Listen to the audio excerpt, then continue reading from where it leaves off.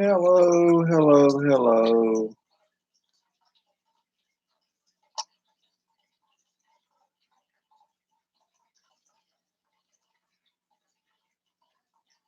I know I'm here. Who else is here? Hey, there you are. Early tonight. Decided what the heck. We'll talk again. I have nothing better to do.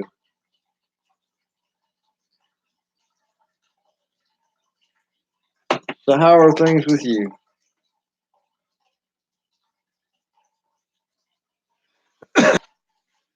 Well, I got tired of watching idiot people on YouTube who think they know how to farm and raise animals and stuff, and I'm like, you know what? They're not even making me smile. Usually I smile and laugh like hell at them. Justin Rhodes got a boo boo in his eye and he can't get well and do his chores.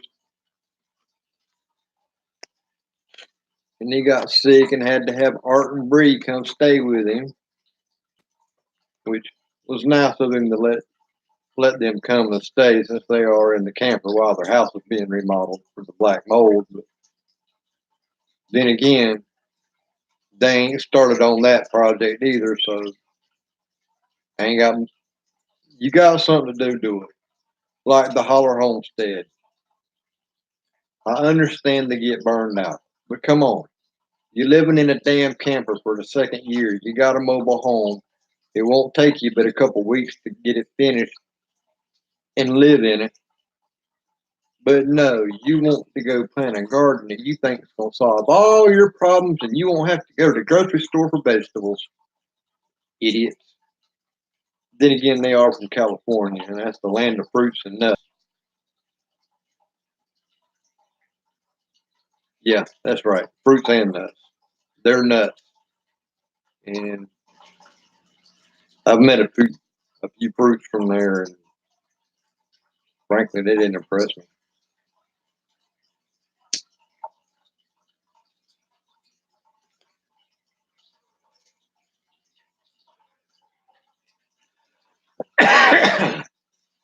So where is everyone else tonight? Well, 8 o'clock, probably doing the normal thing and eating. I just, oh, I thought that might have been something newsworthy. A damn advertisement. I hate pop-ups.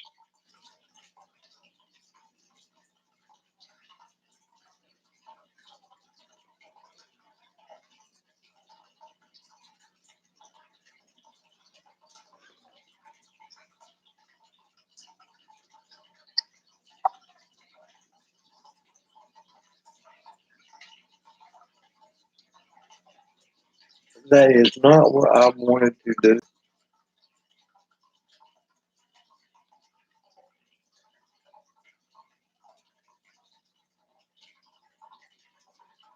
I do too. I mean, I enjoy your guys' company, but it would be a lot more interesting if there were a few more people to comment and have pleasant conversation with.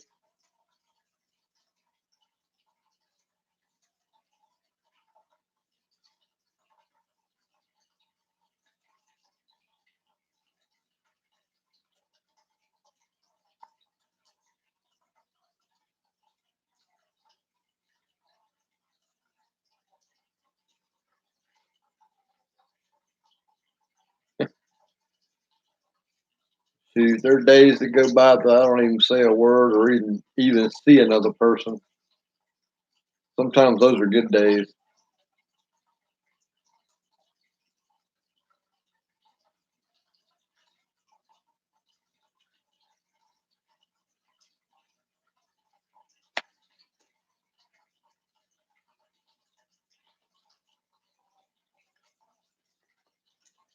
Oh, there I go again, talking to myself.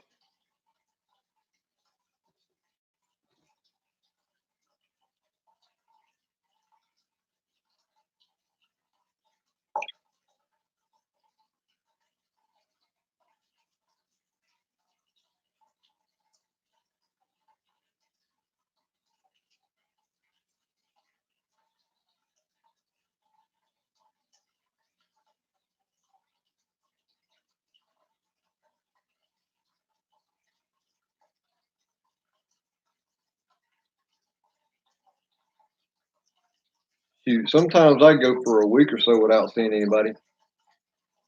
Sometimes I go for a week or so without seeing anybody.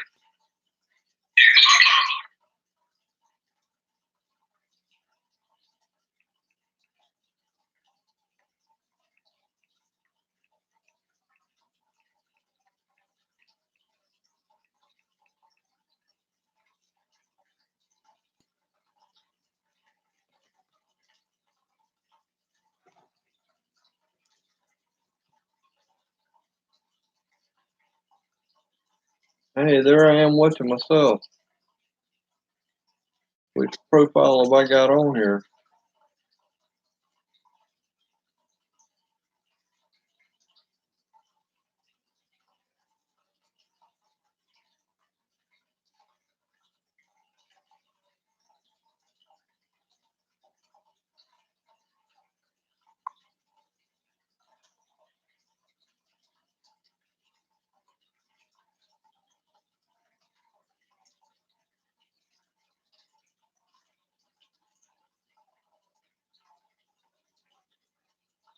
Huh. Odd.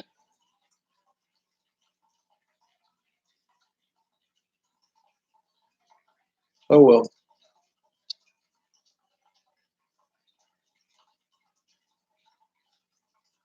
That's not the one that's linked to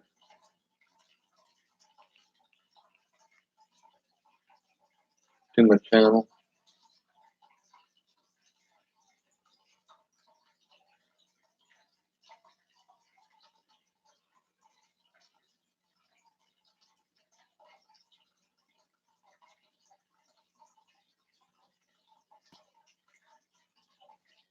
I'll be here.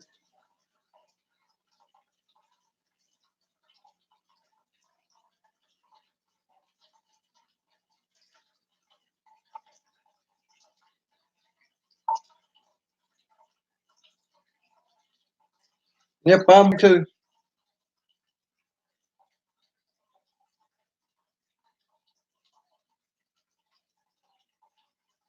I wonder if I can log in under my own account.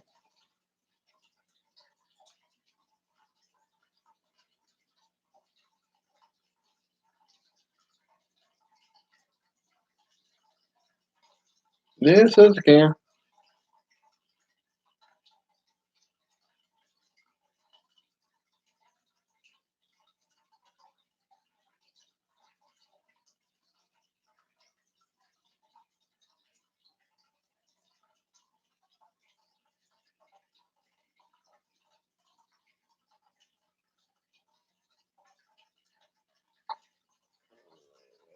Switch account.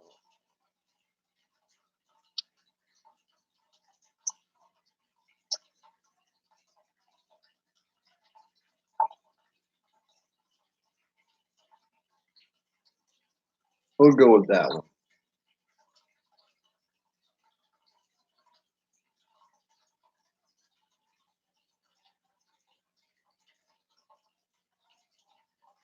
Odd enough, I saw that on my phone before I saw it on the screen there. But a few months before I have a few babies running around. He can't quite reach where he's got to go yet, but he's trying his best. He's a little horn dog, but he just ain't tall enough yet.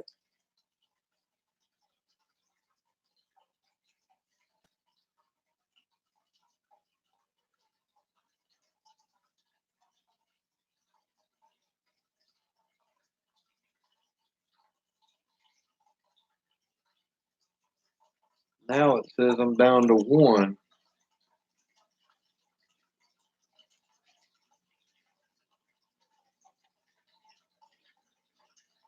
and zero, but I'm showing three on my participants.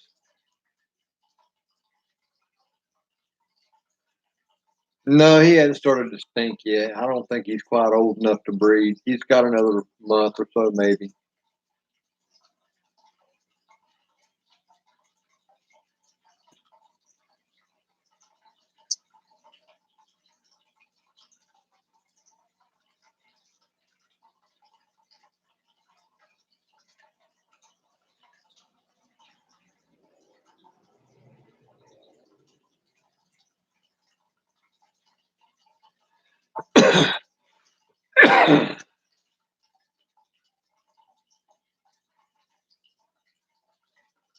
But I got tired of watching all the little novice homesteaders and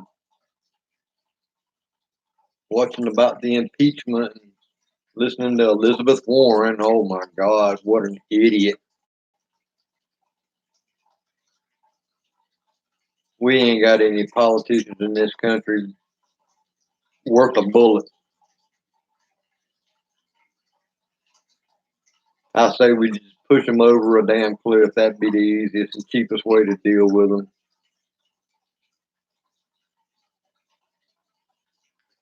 Oh, I love politics. I just don't like politicians.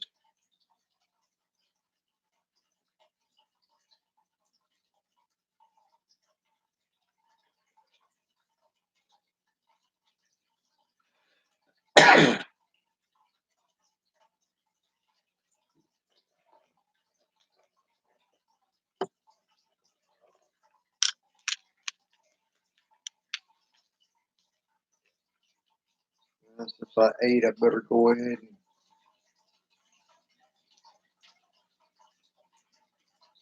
get my medicine. I don't want to die of a heart attack or anything.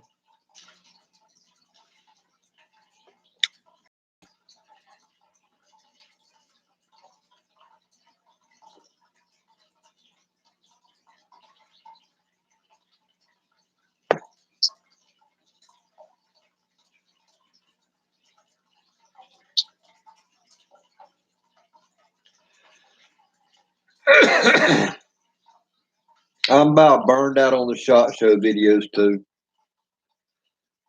I haven't seen very much cool stuff come out in the new year, and it's just very disappointing this year. Last year was a whole lot better with SHOT Show.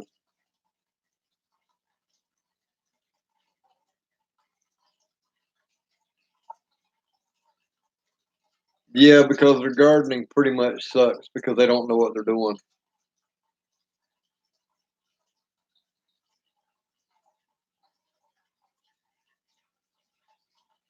And the ones that do know what they're doing, their subscribers don't go up.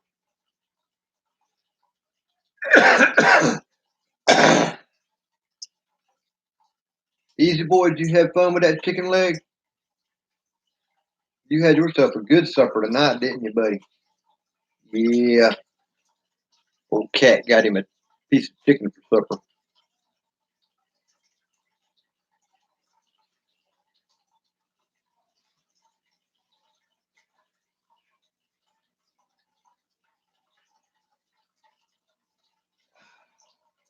I hate when you get a hair stuck in your mouth and you can't get to it.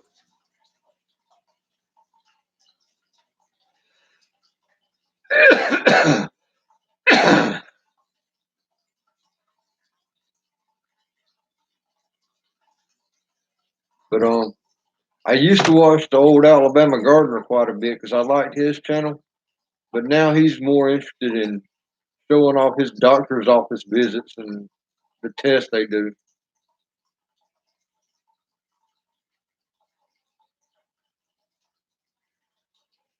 Yeah, there's quite a few of them on there. Some of them are just so much of a damn idiot. I can't stand to watch them. Like, who is this damn kid from Norway or whatever, Greta Thunberg or whatever her name is, talking about the environment? And she's 17, and we've got to eliminate carbon emissions now. We've got to do away with fossil fuels now. Bitch, take an economics course. The world revolves around petroleum. It would take the world at least 50 years to get off of petroleum products completely. Stupid. Just stupid. But yet, she's got her 15 minutes of fame, and I hope she enjoys it because whenever she gets to college and find out she ain't the smartest kid there like she might be in high school, then her attitude's going to change.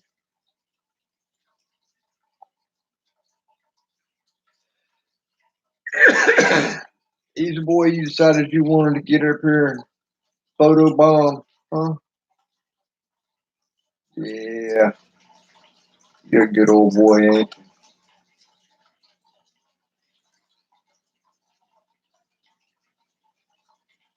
Oh, we got somebody else slipped in. Well, who else we got join us?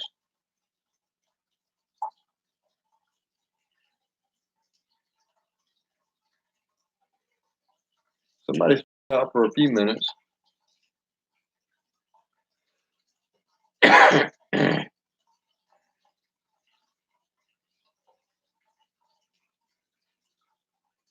You're right, because most of the oxygen on this planet doesn't come from rainforest. It comes from the first 6 inches of seawater, where the algae live in the first 6 inches. Yeah, I figured number five wouldn't stay around. They always come in just for a second and then they're gone. I guess I must be old, ugly, and boring to them. Probably some young kid. Maybe they'll swap me like they did two family homesteads last Monday whenever they were on a live and the cops showed up at their house. Somebody had called in and said that he was trying to kill her and all this, that, and the other. Just crazy. So the next day they did another live and invited the caller to call in, and the caller had their voice disguised, a different phone number every time they called in. They called Daryl a piece of shit, and he was worthless and stupid and fat, and they were gonna come and kill him and everyone watching and all their animals. And I'm like, start with me. Come to my house first. You want my address? I promise you, you won't get far.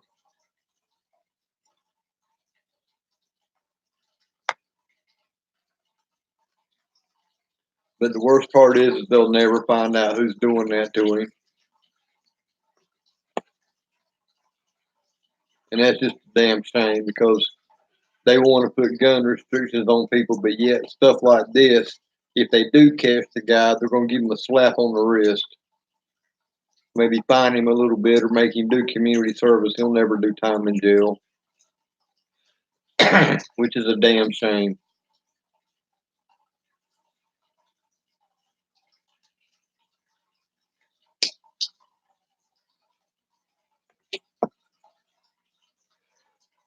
Because these red flag laws are passing now. I mean, that's all it takes is for somebody to doing the SWAT and stuff to call in and complain and say that they think this person that lives next door to them or whoever is crazy and they've got guns. And next thing you know, the police done come knocked on your door and took all your stuff. And the first person that happened to was in Massachusetts.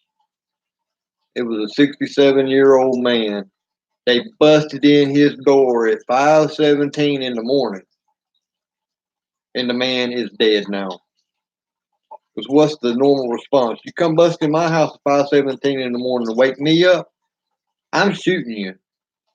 And naturally, he got shot for defending himself. And come to find out there wasn't nothing wrong with him. Never had any mental disorders. Never had any trouble with the law. Never been arrested. I don't even think. I think they mentioned that he never even had a speeding ticket. Just pure craziness.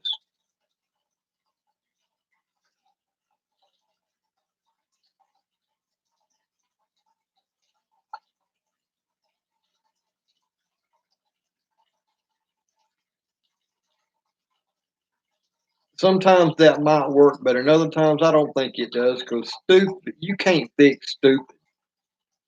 I mean, there's just no way you can fix stupid because no matter how much money they pay, they're still stupid.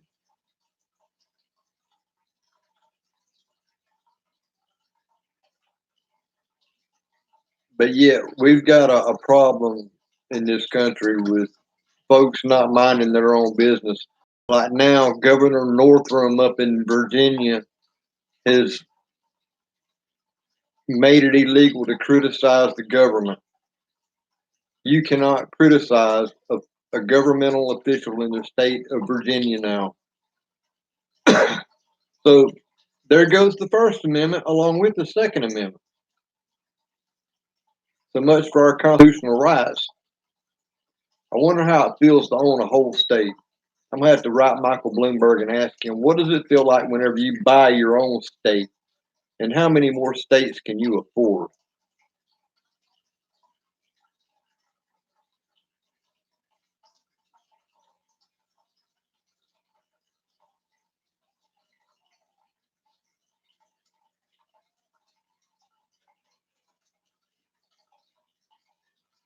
YouTube must not like me. It seems like I'm lagging. I don't even have any little green dots on my live stream, and I'm sitting 2 foot away from my router. And I notice my other two screens over here going zoo, zoo, zoo.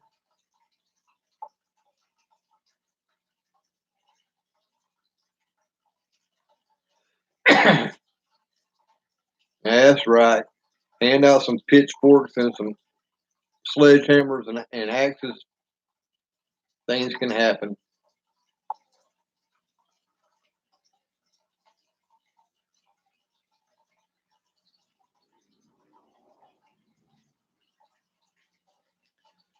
So who else do we have in the chat room? I see we got 5 up here, and I know who 4 of us are. Will it even tell me? Probably not.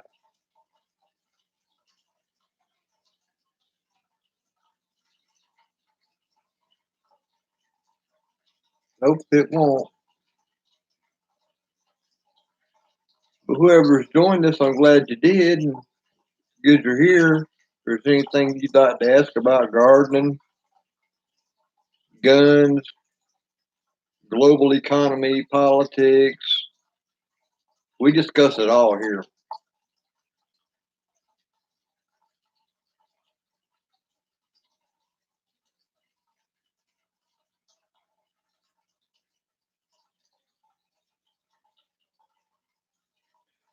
Oh, we're all peasants.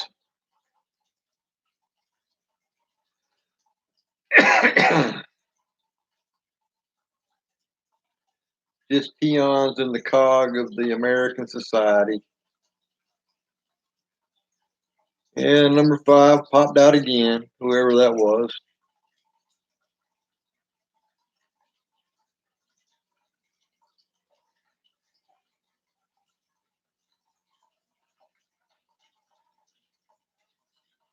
I guess I'm not exciting anymore. I don't know.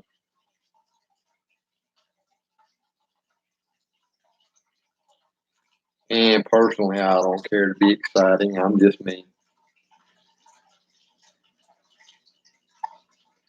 Hey, hey, hey, hey, hey. I know you're getting comfortable, buddy, but then paws are sharp. Hey, out off my leg. Back up here. There you go. Now you can get comfortable and nestle in and take you a nap.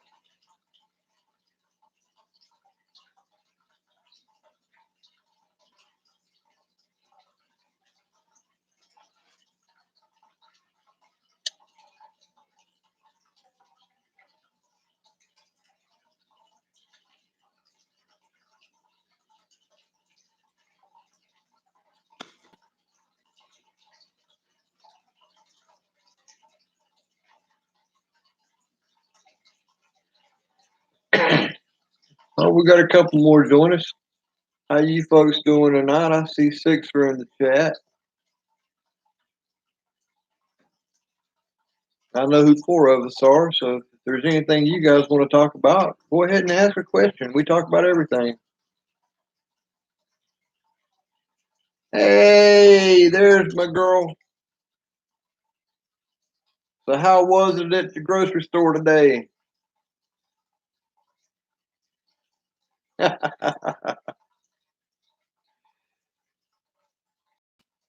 Well, I've got John Q. Public and my twin brother Morgan watching too. So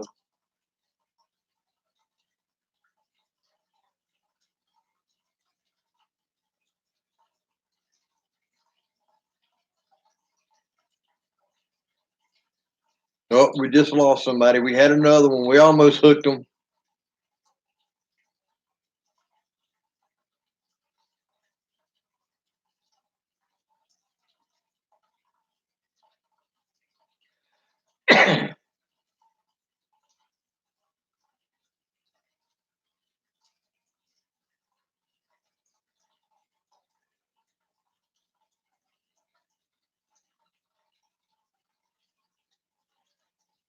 But it has been a boring day as far as YouTube goes. It's been a boring day for everything, for that matter. I haven't done much of anything. I've just kind of laid around the house. It's Friday. Doesn't do any good to go look for a job on Friday because nobody gives a damn who you are or what you're looking for. They just want to go home.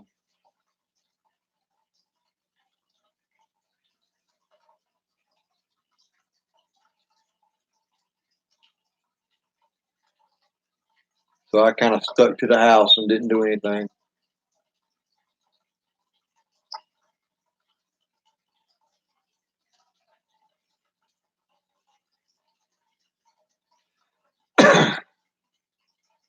Oh, there's number 7.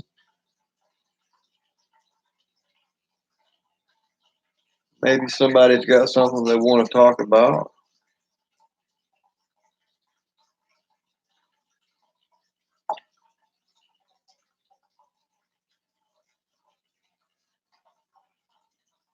I know where 6 of us are in the chat room, and oh, there they go. They always leave. They never say hello, nothing. No, hey, how you doing? Bend over, I got Vaseline. No, nothing.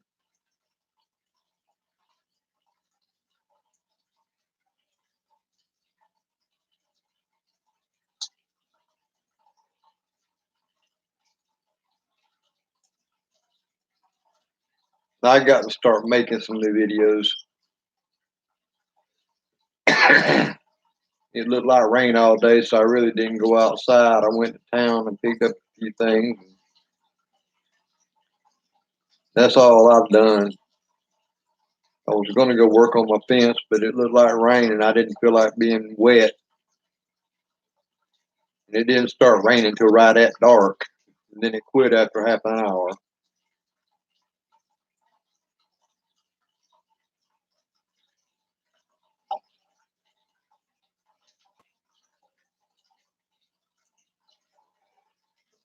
I've got a whole bunch of broccoli seeds. Matter of fact, it's time for me to start a few, get an early start on it, and a couple weeks later, start me a few more. Have a continual harvest up through about April if I play my cards right. But knowing me, I won't do it.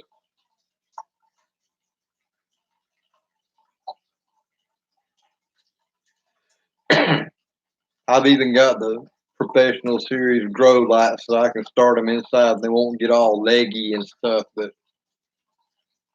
I haven't even taken it out the box and plugged it in and turned it on.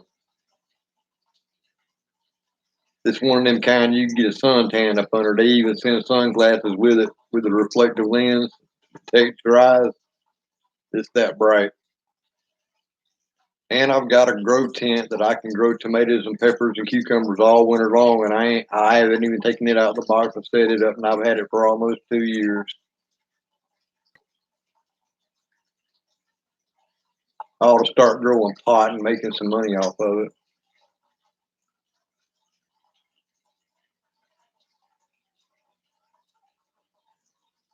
Which for the money it would cost me to grow the pot, it would equal out to the money I pay in prescription drugs just not to hurt and not have anxiety. So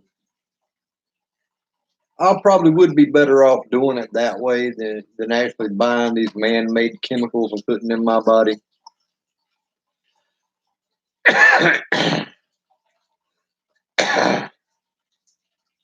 But then knowing my luck, I'd wind up having my house searched for something because somebody would accuse me of a red flag law violation saying I'm crazy or something. So it ain't worth the damn chance.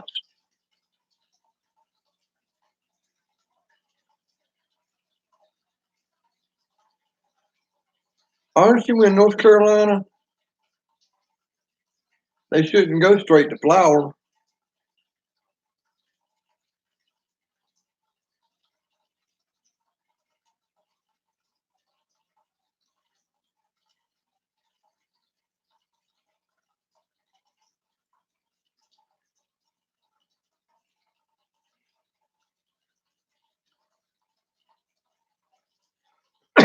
If they're going straight to flower, it means you're planting them whenever it's too warm. I usually start planting. If I start from seed, I start seed in the 1st of August. Set them out about the 1st of September. I'm harvesting by October, and I can keep them growing all winter long up till about the next April. South Louisiana, you ought not have any problem. I mean, I saw Danny and Wanda's broccoli harvest that they had over in Mississippi, and they're 10 miles from the Gulf, and they were small heads, but that weather's about the same as mine because I'm 100 miles from Jacksonville, Florida, in a straight line. Well, as the crow flies, I'm about 85 to 90 miles away. So I'm right there along the same lines as you are. You ought not have much problem.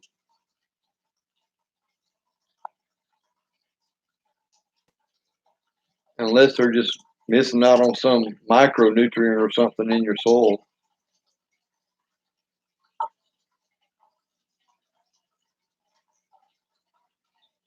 But I know if I put a dead fish up under mine or some chicken poop, I'll get broccoli heads that big around. One head's more than two people can eat.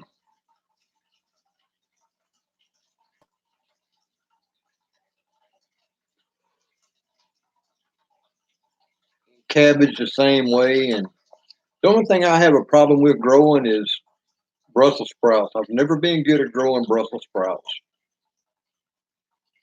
I don't know why. My dad can grow them, and they'll be half as big as a cabbage. Me, I can't get them as big as a golf ball. I can't get them grocery store. I can't get them half the size of a grocery store Brussels sprout. I don't understand. Maybe it's my timing on those. I don't know. I might just be planting them at the wrong time of the year.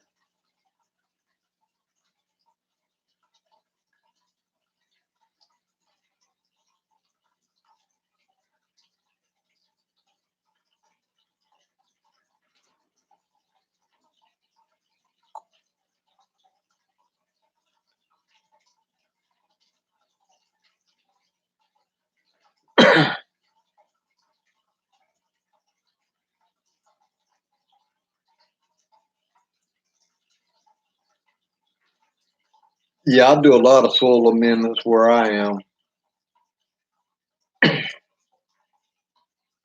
which whenever I buy fertilizer, I don't go the organic route.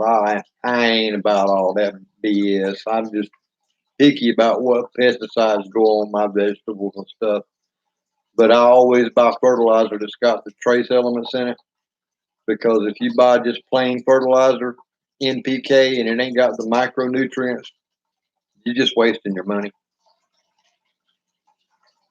And that's the honest truth because if it ain't got the boron, the zinc, the copper, and all the other elements in it, you're just wasting your money.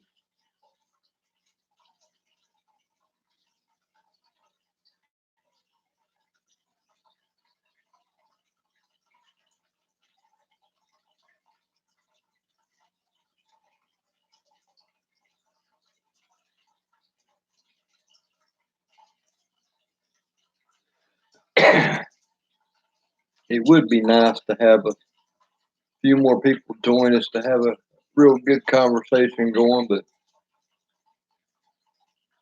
I reckon whenever I finally get things going again, which I just got my air filter and everything I need for my garden tiller so I can get it running up and running again, do my yearly preventive maintenance on it, get that started. Maybe I'll start doing some videos and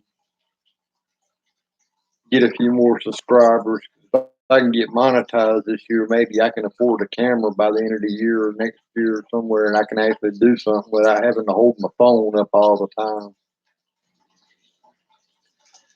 It'd be nice to be like Jason Crocker, dumb as a box of fucking rocks, not know how to build a damn house, not there people sending him money left and right and all kinds of crap through the mail, which at least he ain't asking for. People just do it because they're nice. But I ain't never had nobody do nothing like that for me, and I don't expect it. Everything I get, I work for. Everything I don't get, I work for. And normally that's the case. I don't get, but yet I still work. Excuse me just a second.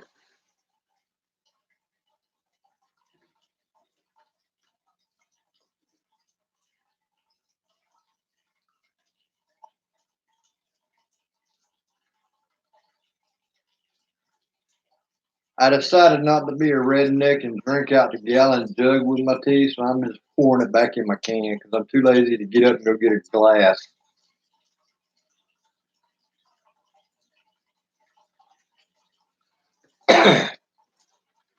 I got tired of paying $130 a month for an electric bill,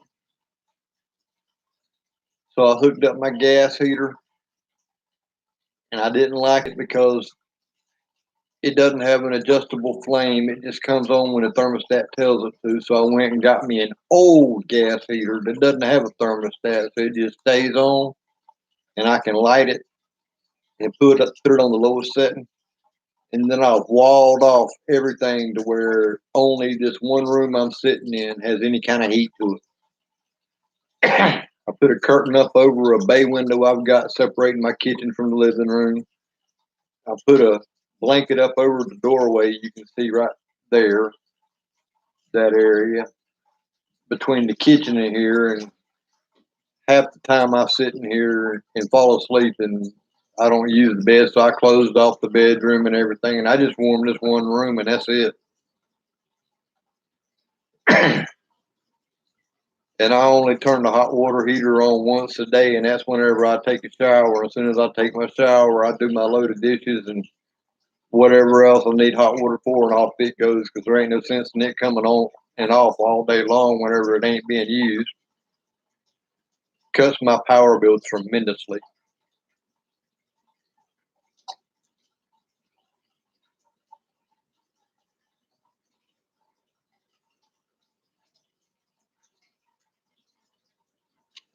That, and I've got my thermostat set to 60,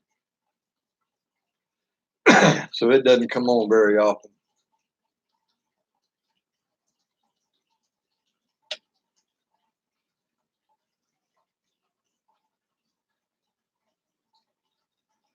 Boy, don't you be eyeing my can. Ain't none here for you. Over here looking at my Coke can like you drink Coke. You know you don't like anything sweet. But you like it when I catch your mouse, don't you? If I get him before you do, you know he's yours.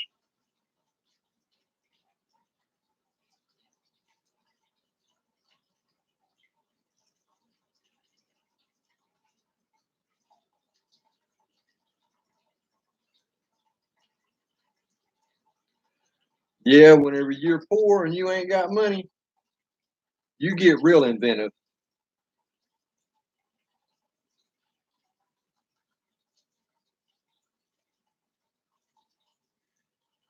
Or hell, for that matter, if you're rich and you don't want to spend your money, you get inventive.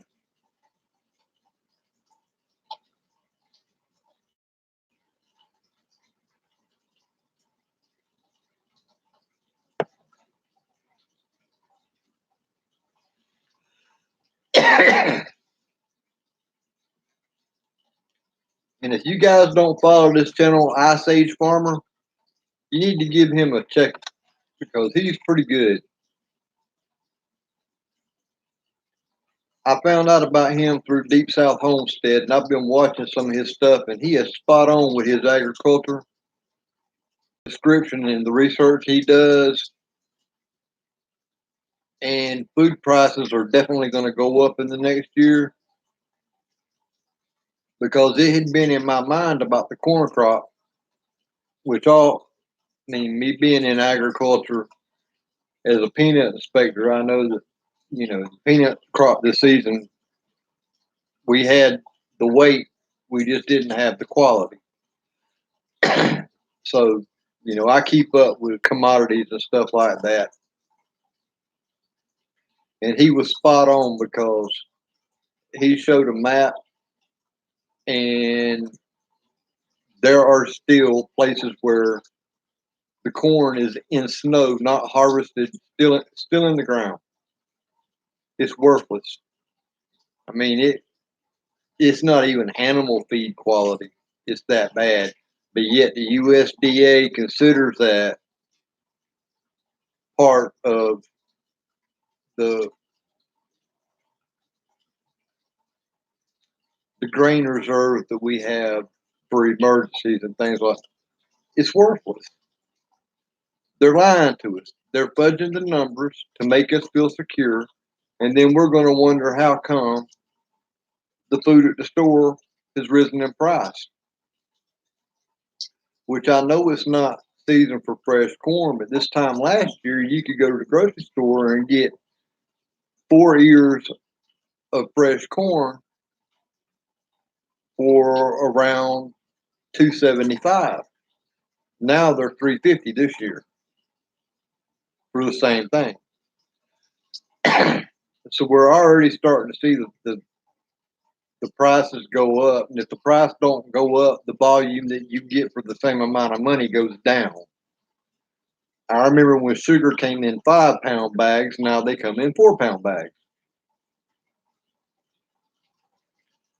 Oh, now we're down to 4 viewers. Wow. Done lost a couple. But who knows? Maybe somebody will stumble across it. But I need to get myself organized and start making out a plan to talk and what I'm going to talk about and things like that to do these live streams. And that might help out.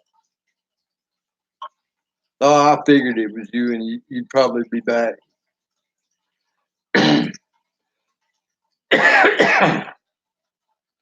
But I definitely need to get a little more organized whenever I do live streams and have a plan of talking. Maybe not be like Ben Shapiro and be all political, but I like watching Ben Shapiro because the man makes sense.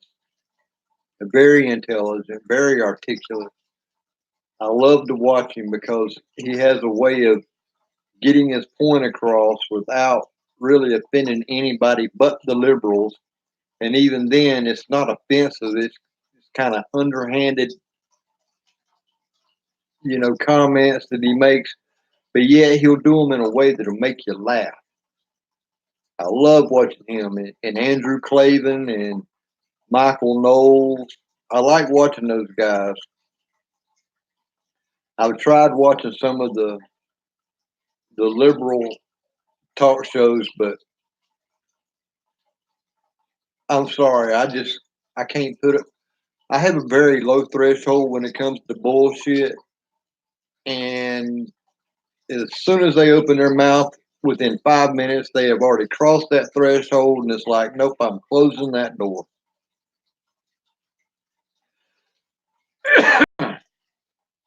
Check out his video his latest one that he did on Beefgate. That's an interesting one.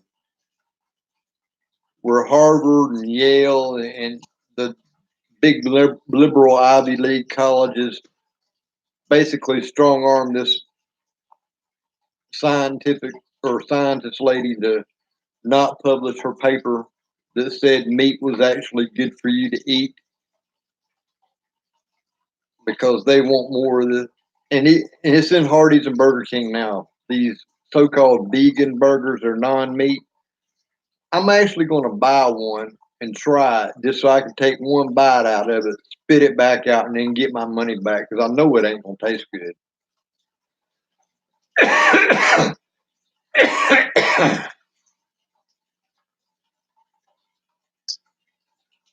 But I just don't see that going anywhere. And then Bill Gates with his genetically modified cow to produce 4 times more milk than a normal cow. Really? Dude, have you noticed the glut in the milk market? They pour this crap out on the ground just to keep the prices where they are now, because if they sold it all, milk wouldn't be but $1 a gallon.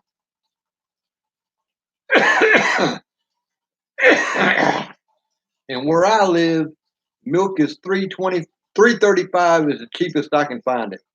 It's more than gasoline. But yet milk is like a forest. It regenerates itself. Gasoline is a one-time use product only. Once you use it, it's gone.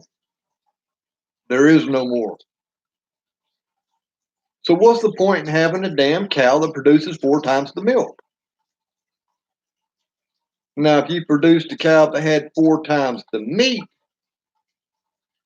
you might have something.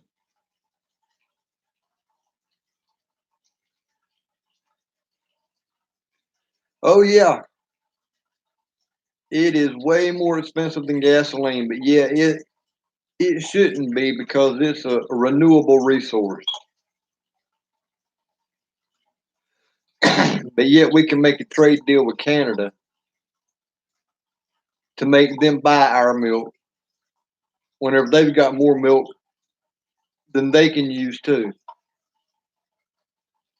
This trade deal with Canada has hurt American agriculture worse than anything that has happened since Bill Clinton first did NAFTA.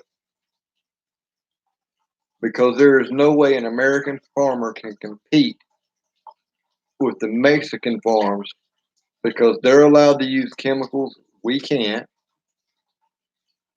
They're allowed to use labor at way lower cost than what we can. Any immigrant that comes across that border, if they're legal to get a job, even if they're not legal, they still get paid $11.70 an hour to do that farm labor. Whereas if me or you went out and got that same job, they'd pay us minimum wage. Which, granted, in my area, we're lucky the farmers don't do that. They pay them all the same. American or immigrant, it don't matter. They pay them all the same. But there's no way that we can produce the same produce and the same quality and quantity of it for the same price as the Mexican farmer. And on top of that, the shipping cost to ship it from there here still makes it more profitable for them than it does for us. We can't compete.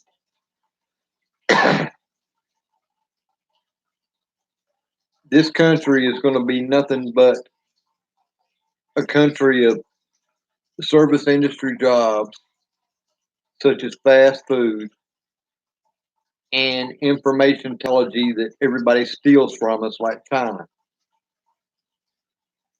I mean, a country that can't feed itself or manufacture its own goods is a country that's not going to last much longer. And all these liberals talk about no war, bring our troops home. We spend too much money on defense. No, we've slacked off on defense since the Berlin Wall fell and the crumble of the Soviet Union. We need to step up defense, because the Russians and the Chinese are still a major factor whenever it comes to our national security and safety. These Chinese could already whoop our ass on a ground war. We might still have air superiority and naval superiority, but whenever it comes to man, we can't beat them because there's too damn many of them. I mean, all it would take would be one wrong move, and all of a sudden, boom, there ain't nothing but sandal tracks all across the United States, and little funky hats everywhere, and everybody going ching, ching, ching, ching, ching. I mean, it's just that crazy. And now they've got this new coronavirus. The third case in this country has popped up. One was in Seattle. That person's being treated by a robot doctor now. But apparently they're on the recovery. One in Chicago popped up yesterday, and one in Tennessee today. and it's the Chinese Lunar New Year whenever most of the people in China do the vast majority of their traveling. So this might not be as bad as SARS was in, I think it was 2003, or it might be worse. We don't know yet. The next month will tell us. But they think they've narrowed it down to a wild or a market in the Wuhan province that sells bush meat, wild meat, and it supposedly came from a snake. Now, as far as I know, the coronavirus is in the same family of viruses as the cold. And snakes do get cold. They get a cold. They'll have a little snotty, runny nose because I've had pet snakes and they've had that, and I've had to give them antibiotic injections and stuff to get them healthy again. But common sense to me would be if you're going to have a market that sells food and meat products, they ought not be live when you sell them. That's just my thinking on it. I don't know. I could be wrong on that. I mean, personally, I'd love to go to a market like that where I can pick out the chicken I want. They butcher it and pluck it right there for me. I'd love that. But I'm not crazy and I'm not stupid. If I went to one like that, I would have a whole bottle of hand sanitizer in my pocket. I'd be careful what I touched and everything. But being a virus is terrible, so you can't really the face mask they all wear because we don't want to get sick. No, that ain't gonna protect you, and it don't protect you from all the chemicals in the air from the smog that they have to breathe in constantly because they rely on so much coal and other pollutants to generate electricity. Hell, they've got cities over there that can hold millions of people, but there ain't a damn soul in them. And it's going to cause a housing market crash like we had here in '08. They're going to have one in China in the next 10, 15 years because whenever you're building cities and that's part of your gross domestic product that you put out in your financial reports, but there ain't nobody living there and there ain't no factories there, it's just empty buildings. Come on, you're not gonna. That's gonna blow up in your face. Yeah, there are a lot of Chinese in this country already. As a matter of fact, in my hometown, a Chinese lady and her husband just bought the high end golf club that we have here with the fanciest restaurant in town. And she's from China. And her family in China owns concrete companies and a couple other big businesses. So she comes from money. And I guarantee you, she falls along party lines whenever it comes to the Chinese and their way of life. She might be living the high life in America. But if that government said you need to come back over here, she'd be on the next plane. I don't I don't like seeing foreigners invest that heavily in this country. Like whenever China bought Smithfield pork, I've never bought another Smithfield ham, and I will not buy another Smithfield ham or any Smithfield product. I don't believe in having all. I mean, if they invest in it, that's fine. But all outright buy a company, no. And I'm quite sure this virus is going to come over here in the next couple of weeks. We'll see it pop up here a lot more because there are a lot of Chinese people that have probably come over here for their Chinese Lunar New Year for San Francisco and New York, where the two biggest Chinatowns are, and Chicago's the third. I'm quite sure we're going to see it break out.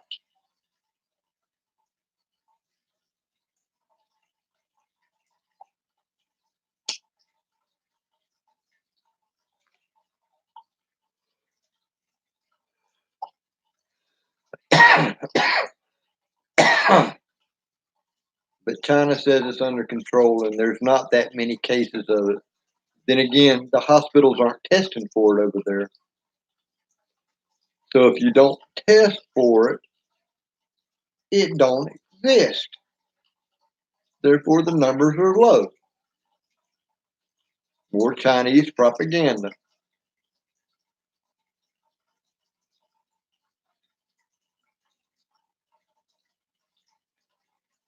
Oh, I ain't got nothing against them doing their fireworks. I mean, we do it on the 4th of July, but they don't need to be doing it in the streets like they're prone to do.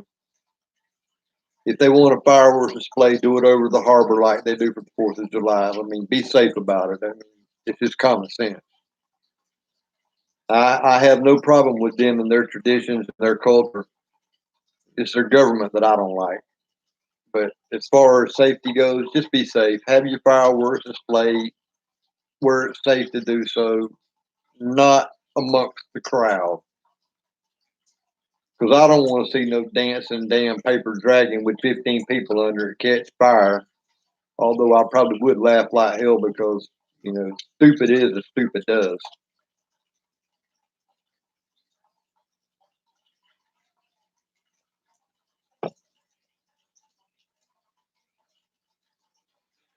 I wonder where old Jim is. Was he on the last chat we had? I know Chris from Homestead and Hardway, he dropped in for a little while. And Ontario, he was here. But I don't remember Jim. I haven't seen Jim in a while. Does anybody know anything about Jim?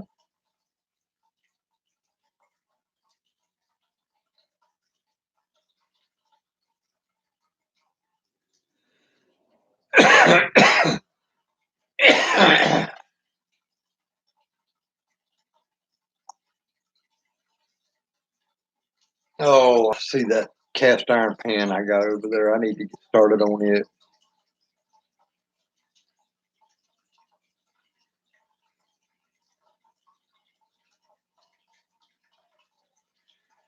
It was the guy from Ontario and Chris from Homestead and Hardway came on because you said you had to get home, and I figured it was probably nasty weather, and that's probably why you didn't come back. But I noticed you left your phone on while you were driving, and I appreciate that for that little bit of watch time. I mean, every little bit helps. If I could just get the subscribers.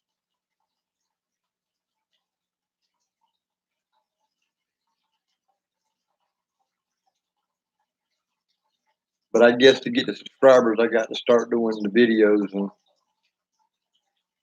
I'll just have to suck it up. Just use the phone because I can't afford a camera, but who knows?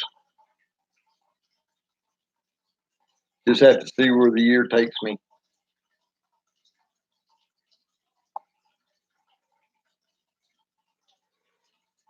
But first on the list is to find a decent damn job.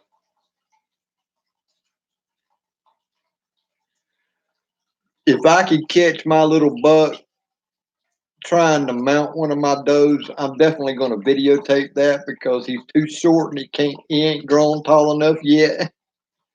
I saw it yesterday for the first time and I'm like, well, in about another month, he'll be able to hit that thing.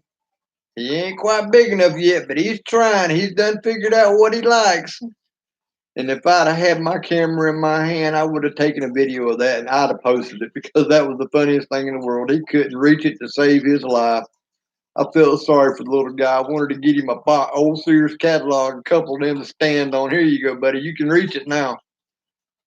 Because I remember when I was a little boy and couldn't sit in the chair, but I was too big for a high chair, but not big enough for the chair at the table. So I had to sit on a Sears catalog and a J.C. Penney catalog just to be able to eat dinner.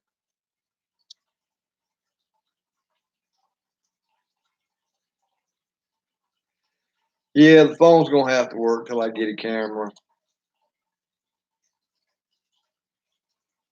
But I've definitely got to find a job that pays something because I've got to start stocking up on ammunition, firearms, and seeds.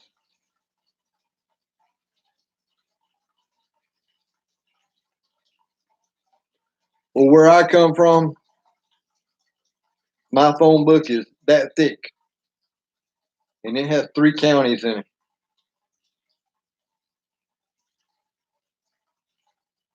Whenever I was younger, it was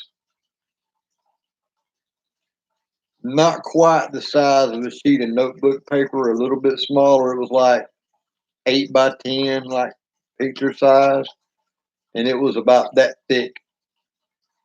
And it was only that thick because the yellow pages were like big ads in them.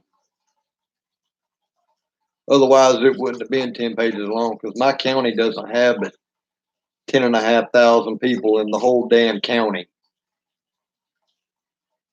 But then again, Georgia's got more counties than any other state in the union. We've got 159.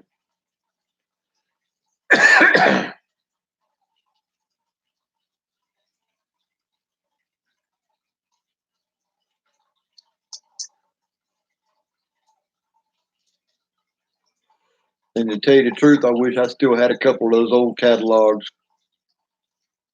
Every once in a while, I'll slide a newspaper away into a bookshelf. My mom's got some from the 50s and the 60s and 70s, and I started doing it after I graduated high school, and I've lost most of them, but I'll still throw one back every now and then because it's interesting to go back and see what the grocery stores charge for things because we have ads in our newspaper for the grocery stores, not just a separate. We get the separate sale paper for the grocery store, but they'll also print in the newspaper. And it's interesting to go back and see what all the news was and everything and see how things have changed, pictures around town and stuff. It's pretty cool.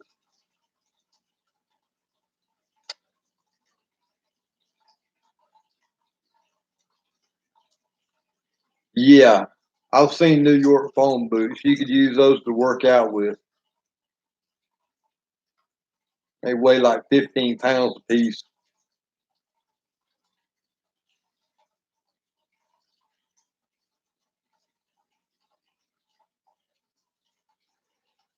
And we've got one payphone left in town, and they finally turned it off not too long ago.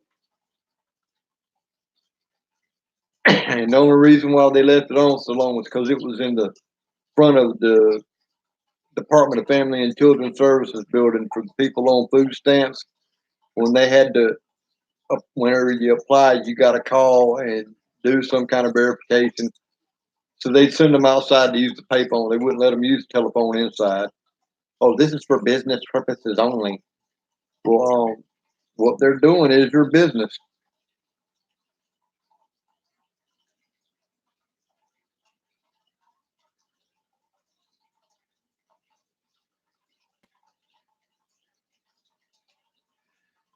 Yeah, and canned vegetables were like 30 cents a can 15 years ago. Now they're roughly $1, unless you get the off brand from the dollar store, which are 50 cents and don't taste worth a damn crap.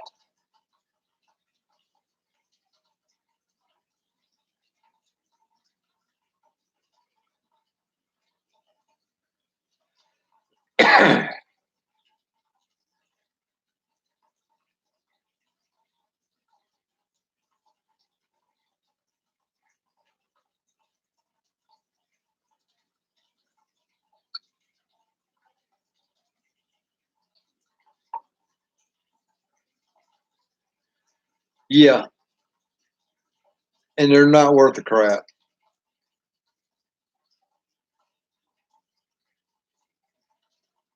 You are exactly right. And my dad fussed at me yesterday because 2 years ago I bought a canner, not knowing that they didn't use theirs that much anymore. And between my sister, who lives 50 feet away from them, and them, they had 3 canners. And they used them Oh, but I didn't know they had quit canning so much in the last couple of years, or I'd have got one of them and just replaced the gaskets and all that on them and been good to go. But I got a double stack Miro canner for $25. The only thing that was missing was the weight off of it. And I spent $5 and got me all three pieces, the 5, 10, and 15 pound weight. So for $30, I had a $150 canner. I'd be stupid to turn that down.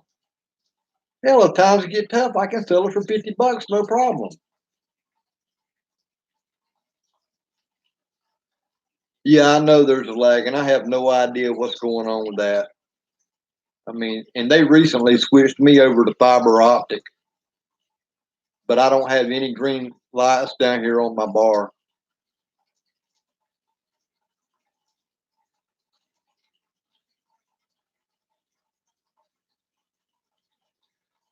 This is the second time. You remember last time, the other day when we did a live, we had the same problem. It was a lag time. Oh yeah, it was a great deal for a canner. I wasn't gonna pass that up. Wasn't no way in hell.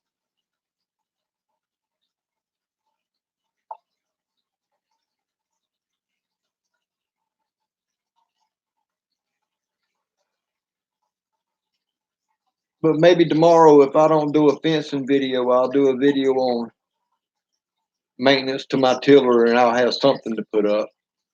I reckon I'm just gonna have to get off my butt and deal with it. I don't know how I'm gonna hold the camera and use both hands at the same time, but maybe I can strap it to the goat's horn and make the goat stand still. I don't know.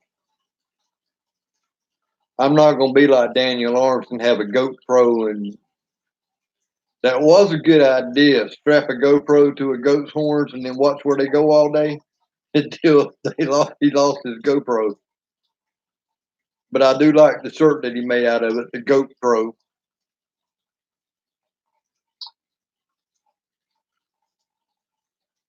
Yeah, I'm watching my two other screens here, and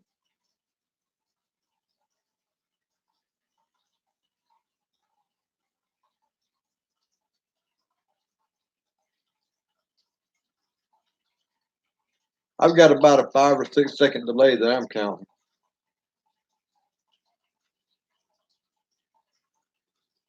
I guess YouTube is censoring me. They want to make sure I don't speak out against them and their anti-free speech rights.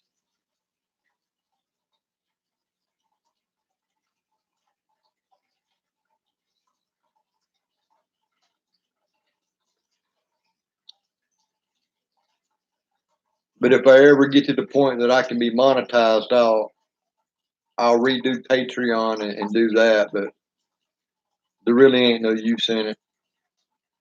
Patreon's owned by YouTube anyway, so what's to stop them from doing the same thing to Patreon do to YouTube?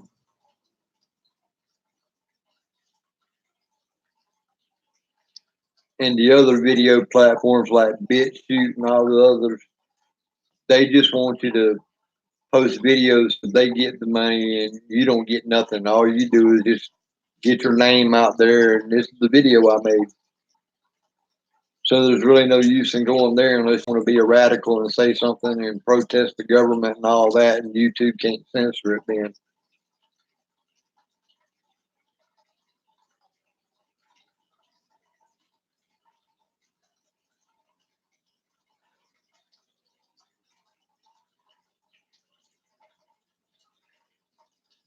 I don't know what's up with the lag time, but both these other two screens I got over here, the little circle thingy is going round and round,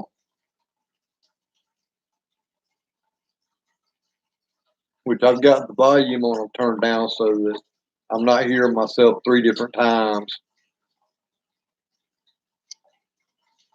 But I'm pretty sure it's annoying to you guys, and I'm sorry for that, but I don't know what to do to fix it. If I did, I'd do something.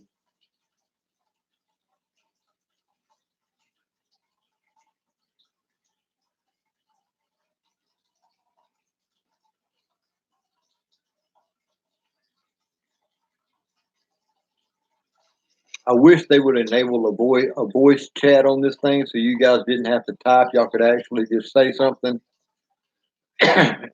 and I could actually hear it. That would be wonderful, but it costs money and YouTube's not into spending money. They're into taking money. Like anytime somebody donates to that super chat, whatever it is, where you give them money through the chat, YouTube takes 30% of that. So I don't do that because I don't want YouTube to get 30% of anything. If I'm going to send somebody money, I'll just send them a damn check.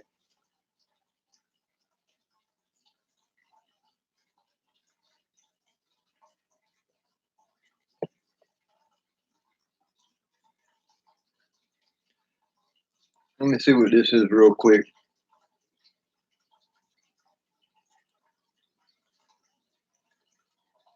Probably somebody cussing me out, chopping wood with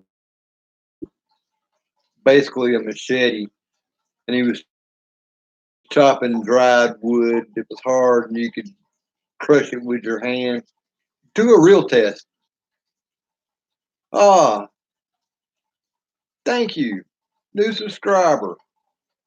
I appreciate that, BD.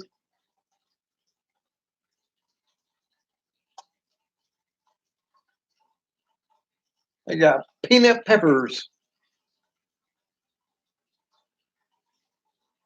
Actually, I like that name because I'm a peanut inspector and I can grow some hellaciously hot peppers. I've even made Mexicans cough on fried jalapenos, not just raw ones, fried ones.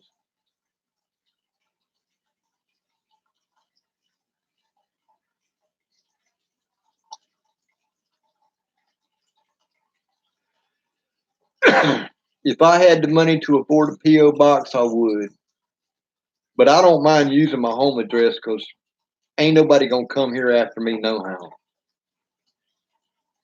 And if they did, I ain't got nothing worth stealing. And you ain't gonna get in my house if I lock the door. There's no way you're gonna get in. And if I'm here, chances are you're not gonna leave if you've got ill intentions to steal from me or hurt me. You will not make it out of here on your own 2 feet. It'll either be on a stretcher or in a bag.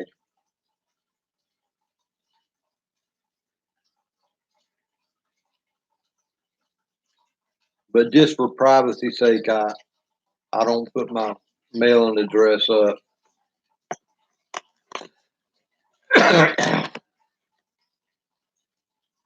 But I might do that because, like I said, where I live, I'm not really worried about anybody coming here.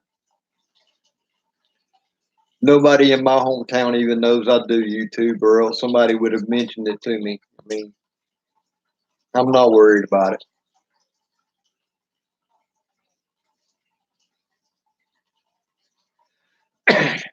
And I would put my PayPal info up, but the post office neglected to pay the insurance claim on a piece of cast iron that I shipped that they broke, and they broke it, and it was packed right, but yet PayPal says I got to pay for it. And I told the guy he ain't getting his $40 back because I don't accept returns. Although he sent the thing back, paid for the shipping on his own, but still, I don't.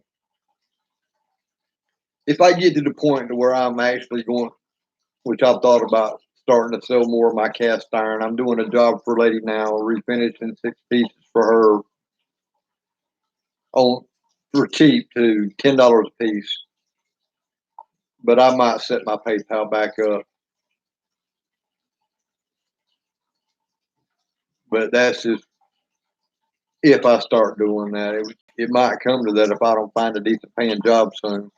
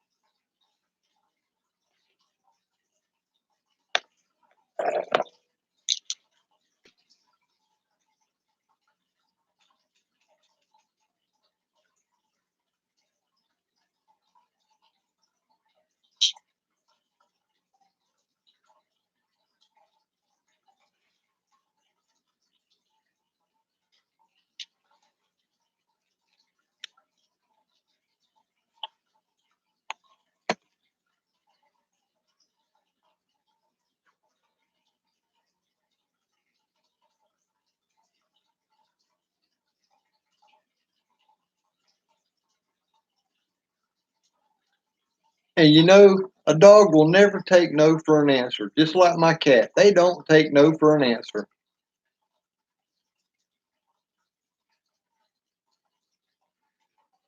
He's just learning how to spell, that's all. Either that or he's doing a spell check for you. Either way, it's kind of scary, but cool. Like the cat that plays piano. It's kind of cool, but scary. Where did the cat learn how to carry a tune?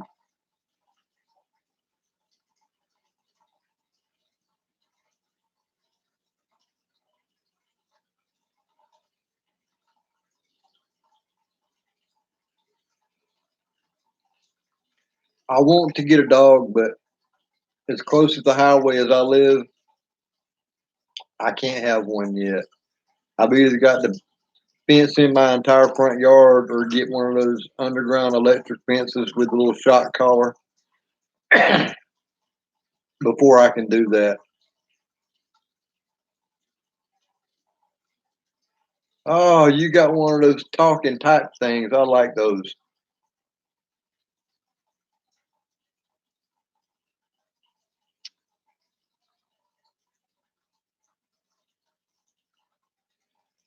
If I had one of those, I would probably actually start writing. But it gets to the point that I get caught up in the spell check and all that instead of waiting till I get through and then go back through it, check it all, and then I lose my train of thought and I can't write because I've lost my train of thought. Then I got to get back and get started again. I've actually had a guy tell me to send me a sample of my writing to see if I would be a good match for his magazine to write articles. But he didn't tell me what kind of magazine it is, so I don't know what to write.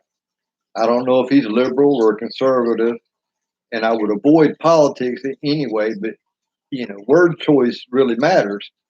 Even if you're writing one of them articles that's supposed to be heartwarming, you could choose the wrong words and sound conservative and piss a liberal off, or sound liberal and piss a conservative off. So I don't know what to do, what to write about.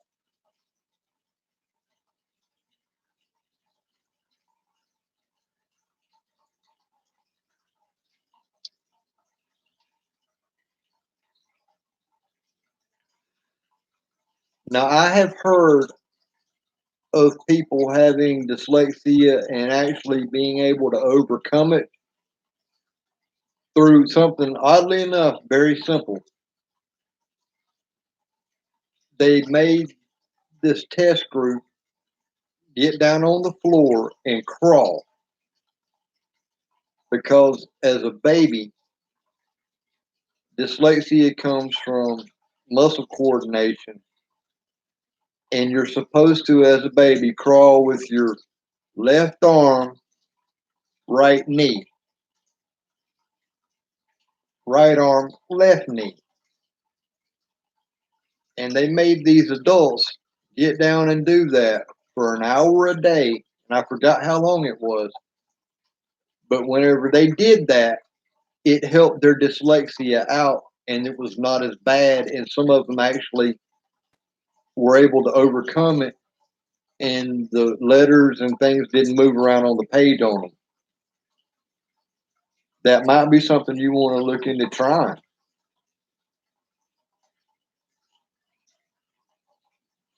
But if you're like me and you get down on your hands and knees and crawl, that's one thing. But getting back up is a whole nother story.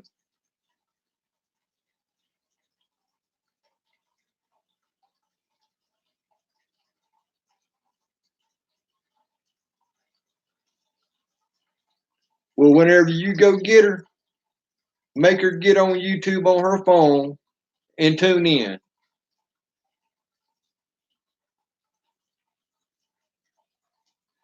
Spell check is so much fun. I hate it. I like that.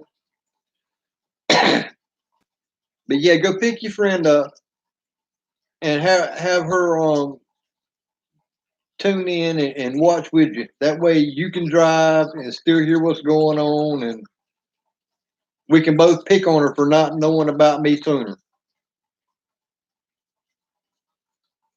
And who knows, maybe she'll actually subscribe to the channel and enjoy it whenever I start putting out more content and doing more live streams and getting myself in order to actually do it the right way.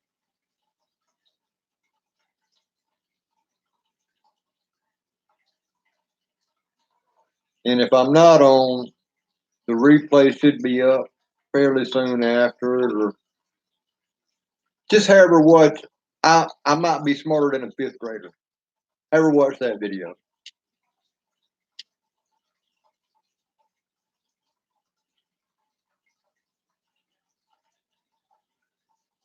I guess Elizabeth must have already gotten off.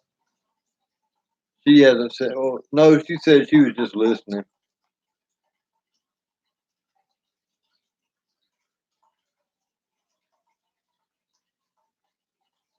Exactly. That's why I was telling you it might work, but at the same time, getting down is one thing, getting back up is another.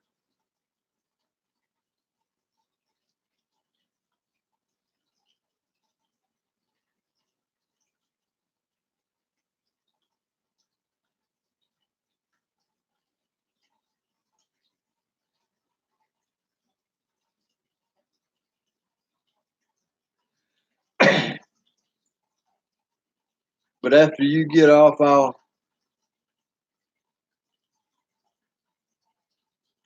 hang out for a little while, see if anybody else shows up.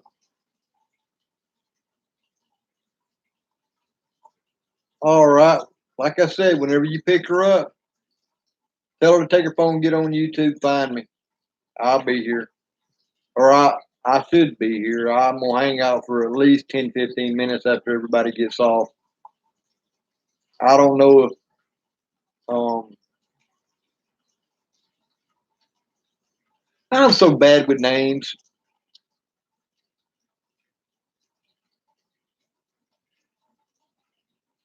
Yeah, I right now Homestead and the Hard Way, they just started their live stream, or they're about to, so I know they're not gonna show up, but I might pop over there. So if you don't see me on, pop over there and then we'll start another live stream. We'll go right back to it. And who knows, maybe one or two of them will join us. But I'm gonna hang out here and see if somebody shows up, and I'll talk to myself. I'm good at that. I live by myself. But anyway, you drive safely and go grab your friend. Well, no, don't grab her. Hey, there's Ontario. How's it going, buddy?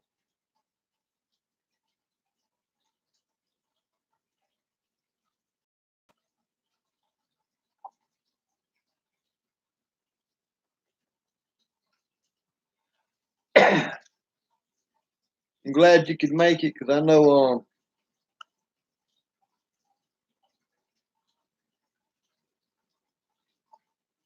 yeah, I'm glad you could make it. I know Chris is starting his live stream, the Homestead and the Hard Way, right about now. What kind you drinking? I hope it's Crown, 'cause that's the only good whiskey it makes.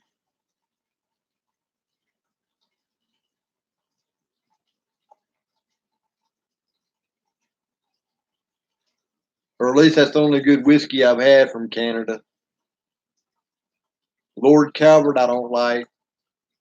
Canadian Mist, I don't like.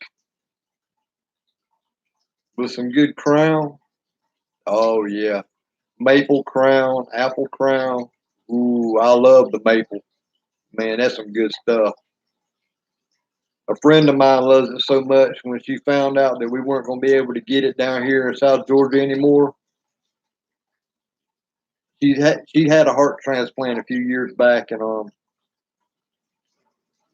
she's only about 45, and this was whenever she was about 35. She had a heart transplant, and every year she's got to go twice a year to Jacksonville, Florida, to the Mayo Clinic. And her and her husband walked into a liquor store down there, and they had it. And she bought a whole damn case of Maple Crown, a lifetime supply for her because she's not a big drinker. She drinks a mixed drink or two a week, but she just loved the stuff, and she bought a whole damn case.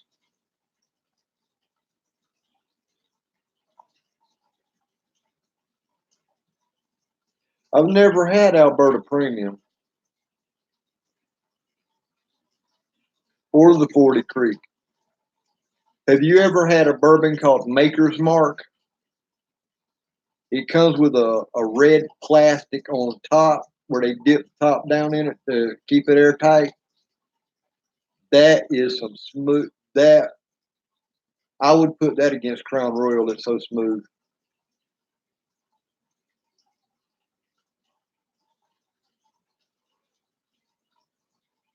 10 years ago, a case wouldn't last me that long either.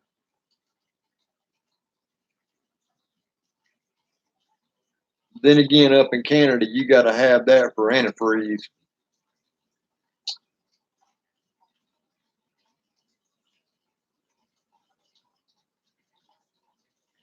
It ain't cheap here neither. A fifth of it's about $70.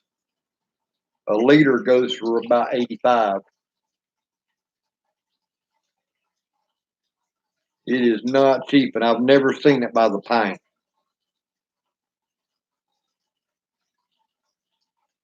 But that's my favorite bourbon. Other than that, I like Evan Williams, then Wild Turkey, then Jim Beam. And I don't drink Jack Daniels.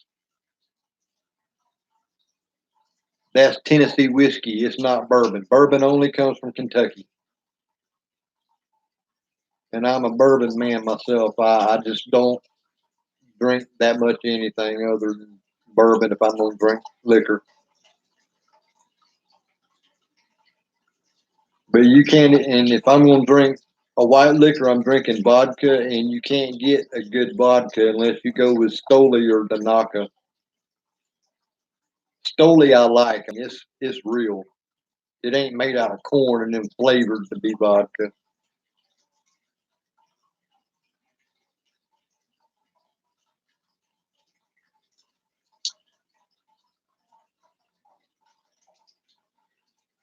Let's see. It takes 5 fifths to make a gallon, 128 ounces in a gallon. So 128 divided by 5 is 20. Say 26 ounces to the fifth, and it's $60. So it's almost $2 an ounce here. Now, I'm not a huge fan of Jack Daniels at all. I've heard of it, but I've never tried it.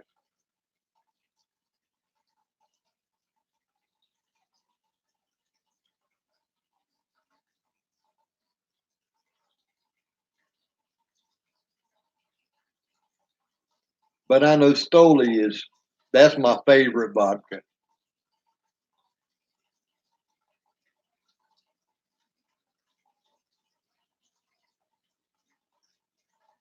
Well, if it's a crystal skull, I would hope that the bottle's shaped like a crystal skull.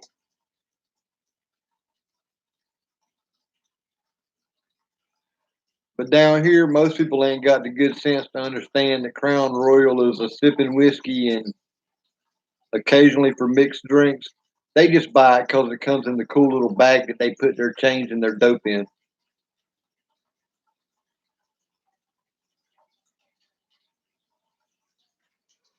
And oddly enough, a cop sees a Crown Royal bag, that's the first thing he's looking in. Dumbasses.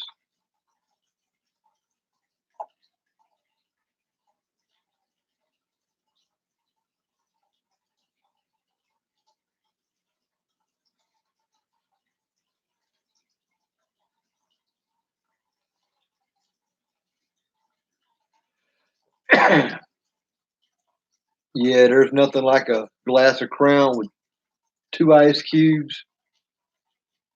Once you hear them pop, that's whenever it's the first sip is the perfect after that ice cube goes pop. But after about the third one, it's kind of hard to sip. The sips get bigger and bigger as you go.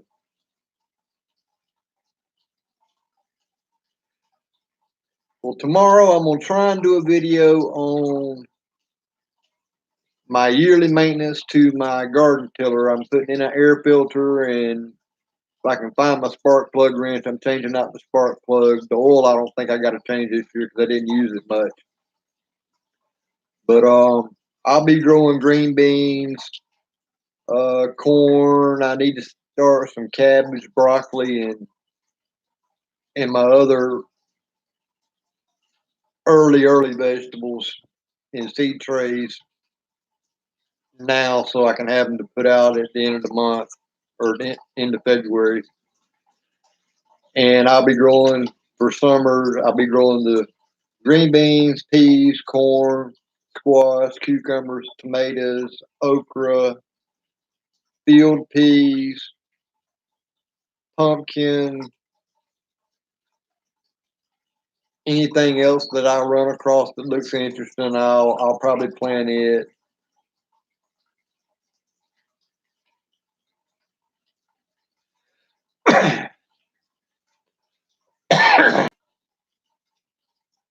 I don't do much ordering seeds or anything, but I do like totally tomatoes, and I've got a few seeds from last year that I didn't get around to planting. For warm weather vegetables, I'll have most all of mine in the ground by the end of March, 1st of April at the latest. And I can plant even tomatoes, I can plant up till the 1st of August and still get a crop off of them.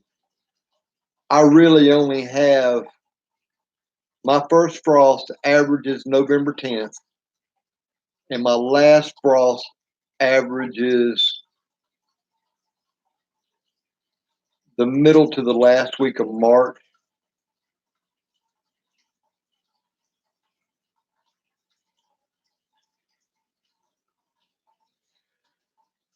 But even through November, December, January, and February, I can still grow broccoli, greens, cabbage, stuff like that.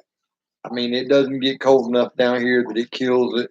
And if I am expecting it to be down in the mid teens, which we occasionally get down to 10, 15 degrees a couple nights a year, all I got to do is go outside and turn my water sprinkler on and let it cover it over with ice. And once the ice is on it, I ain't got to worry about frost or being burned by frost at all. The ice will protect it and keep it warm enough on the inside that it doesn't freeze.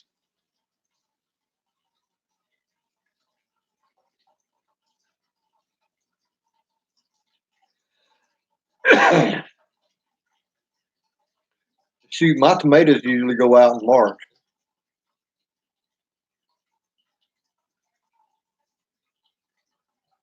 We usually get our first ripe tomatoes off the vine in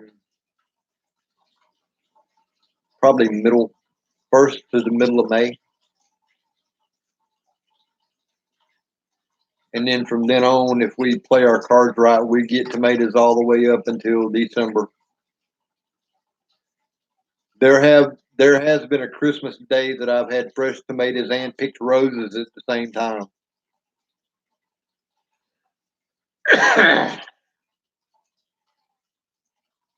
So pretty much where I am is all year round gardening.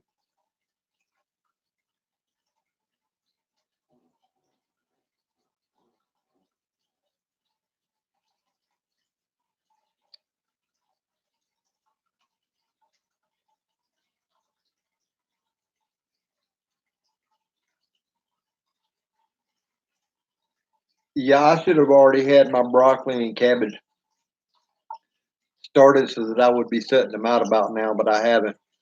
You know, Irish potatoes, I I need to have them in the ground now, but I haven't. We, whenever I get my tiller done, I've got a few potatoes from last year. I'll plant them, and then I'll probably buy a 25-pound bag of seed potatoes, use about half of it, and the rest of them I'll just eat because they're cheaper than what's in the grocery store.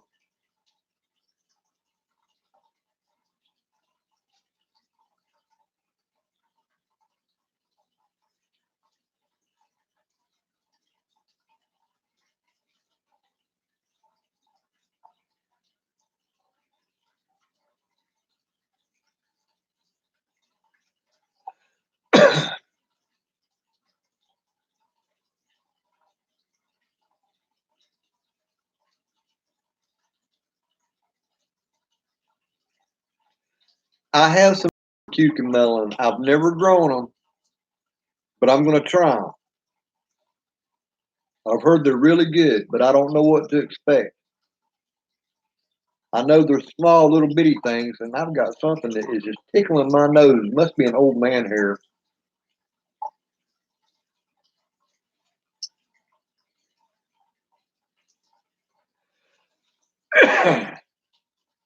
But I've heard cucumber melons are really good. I don't know what they taste like,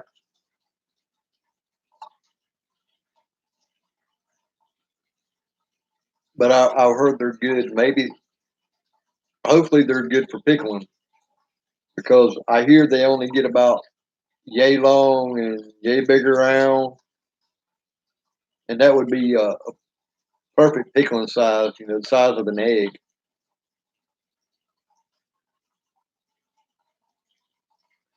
No, I had something bothering my nose. It was tickling me, and it made me look like I was picking at a booger, and I ain't got a booger. I just think I got an old man here trying to grow long out of my nose.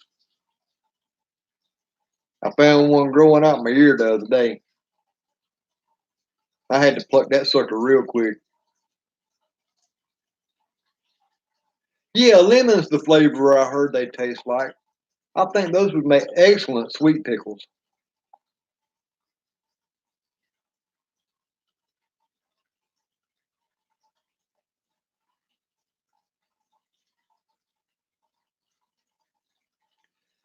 And the seeds are teeny tiny, teeny little old things.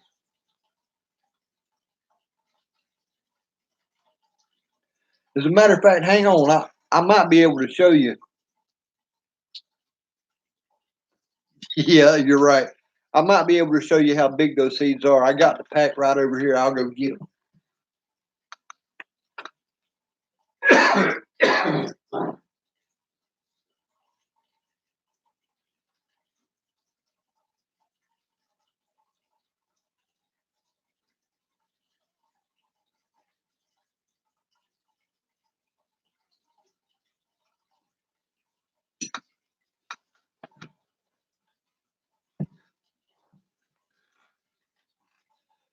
Let me see if I can get nestled back in my spot here.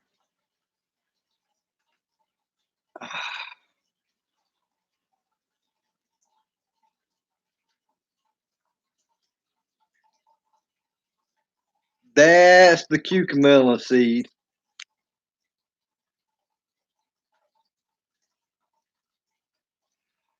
And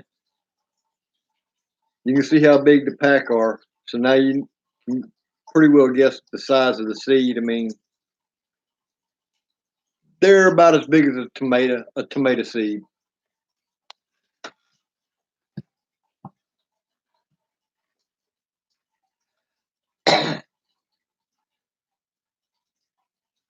Actually, I think a tomato seed might be a little bit bigger on average, but they're about the size of a tomato seed.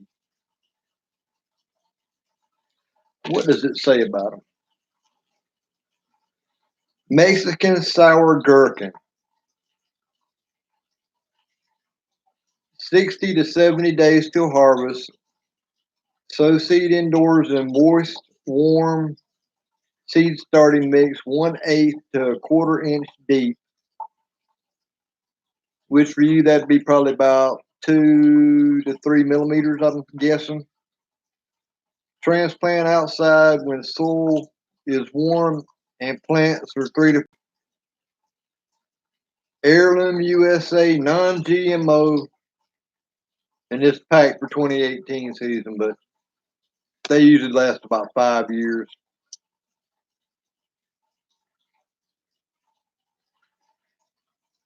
I usually do at least 3 types of tomatoes. God bless you. A Canadian with some sense. I like the imperial measurements myself too.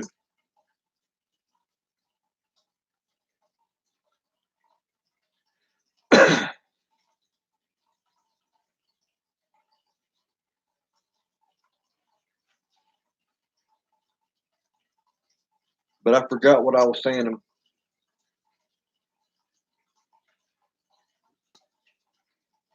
Yeah, I grow Romas. Um, and Brandywine is my favorite, but where I live, it's so humid, they're really disease prone. And there's that.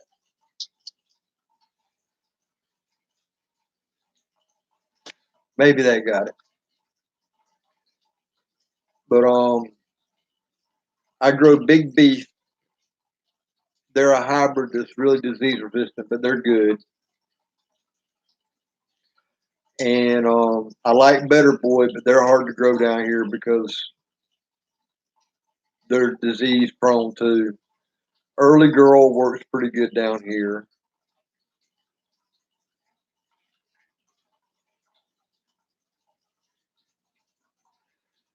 I don't know, with your temperatures being cooler than mine, you might get away with it.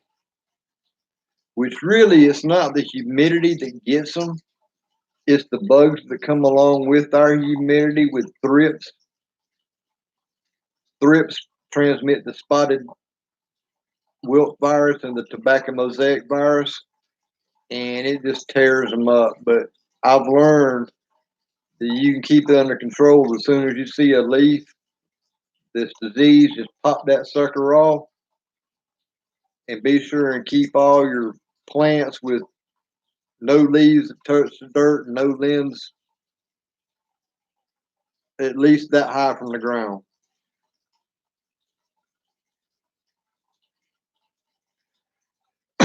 Yeah, if you're up there around the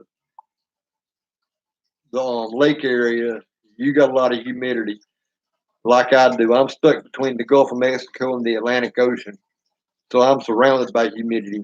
And trust me, whenever it gets hot down here, whenever it's 105 degrees outside and all that humidity hits you, there ain't no cooling off. It's a heat that's unreal.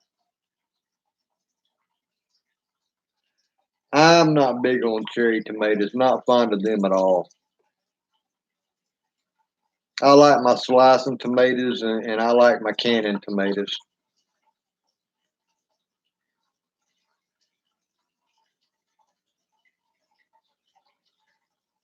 And I had just remembered a second ago what I was talking about earlier about when we were on the cucamelon subject, but I can't remember it now.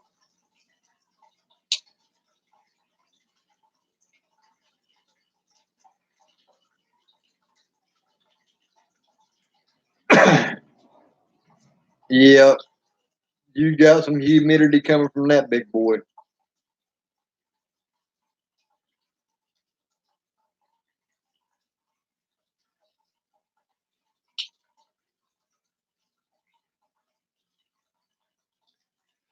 Something about gardening I was going to say. Right around the time we got to the tomato topic. Oh man, you can't eat fresh tomatoes. Oh, you are missing out on a simple pleasure of life. What is it? The acid that bothers you?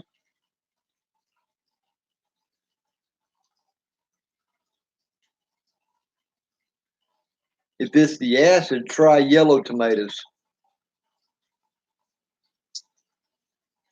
Oh, and another favorite that I like is the German green stripe and the Cherokee purple.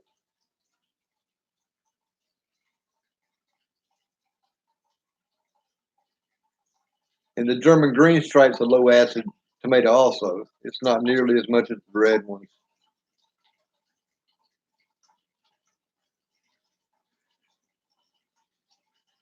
But if you can get hold of some Cherokee purple, you'll be very happy with that tomato. Because it's a dark meated tomato and it's got a smoky kind of flavor to it. It's really, really good. They make great sandwiches.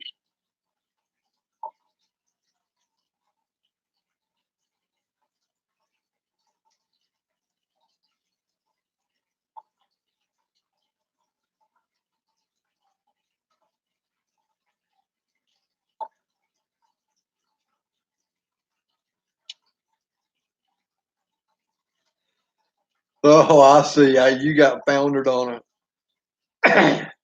Kind of like me during peanut season.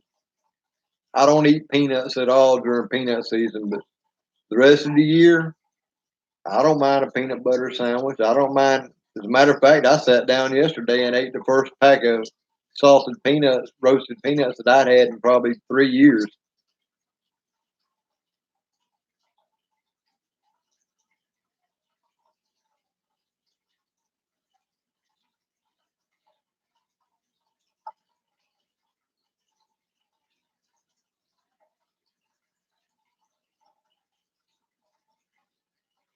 Oh, I remember what I was talking about. You brought up Heinz, and it reminded me that they released their Heinz tomato seeds to the general public.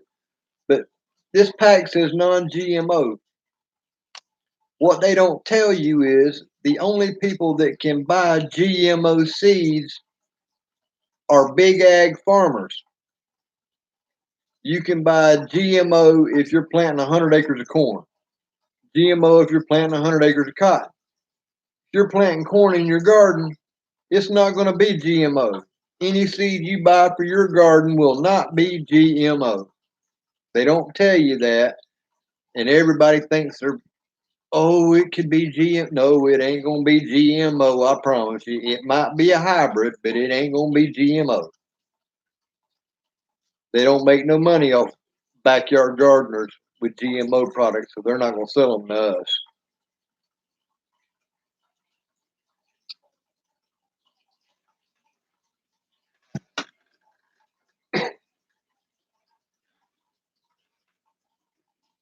I'm trying not to be a redneck and drink out of my gallon jug tonight, so I'm just pouring it in my Coke can because I'm too lazy to get up and go get another glass.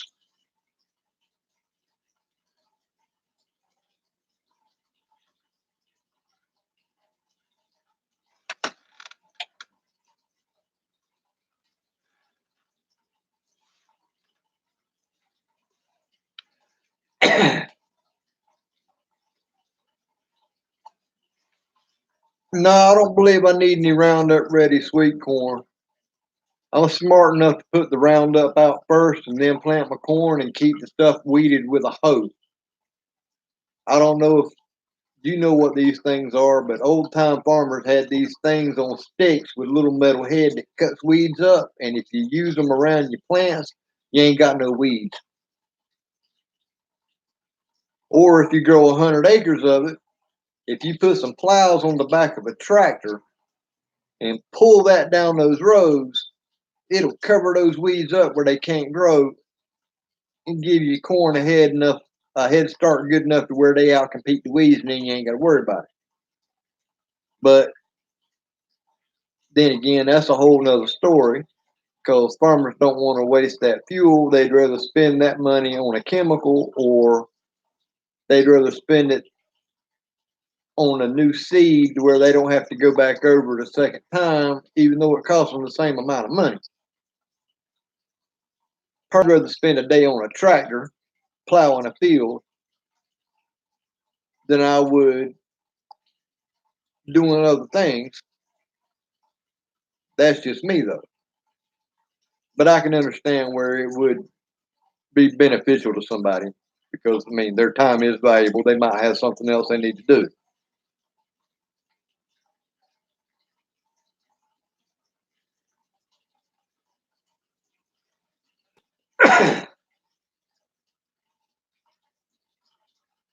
Is there an unconventional soybean?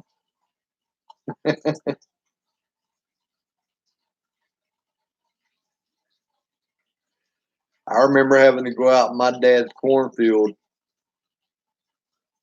and take a hoe, and everywhere the year before a corn cob was left on the ground, all of them would sprout up right up in the row of the planted corn, and I'd have to go out there and pull those things out with a hoe so they didn't compete with this year's corn. I hated doing that. But that was only one year. Whenever he lost the entire crop and didn't harvest, he just turned it all under, and he made the mistake of waiting too long, and he didn't get back out there and get it turned under in time for them to sprout in the fall and the frost to kill it off, so that way they wouldn't be there in the spring.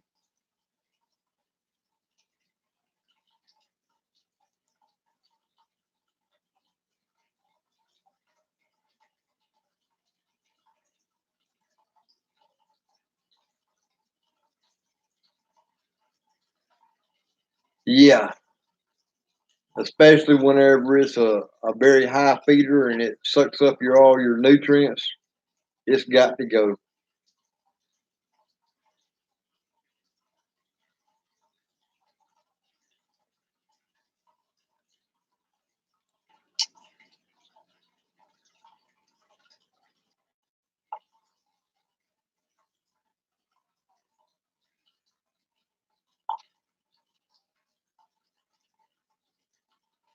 Oh, it's just telling me that Chris, that was with us the other night from Homestead and Hardway, he's live. I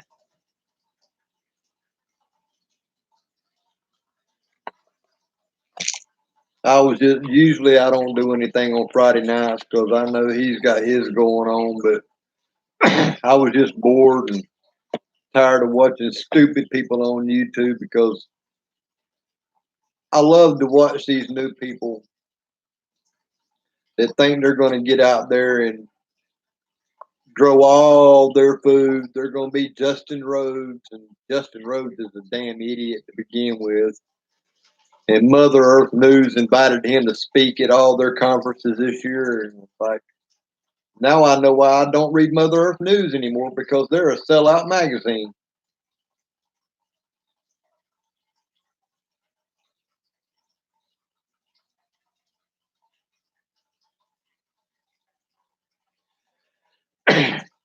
Yep, and you can blame that on Bayer Chemical. They bought Monsanto. And oddly enough, it's the same company that makes Bayer aspirin. And oddly enough, the same company who made a chemical called Zyklon B, which was supposed to be an insecticide back in the 30s. Have you ever heard of Zyklon B?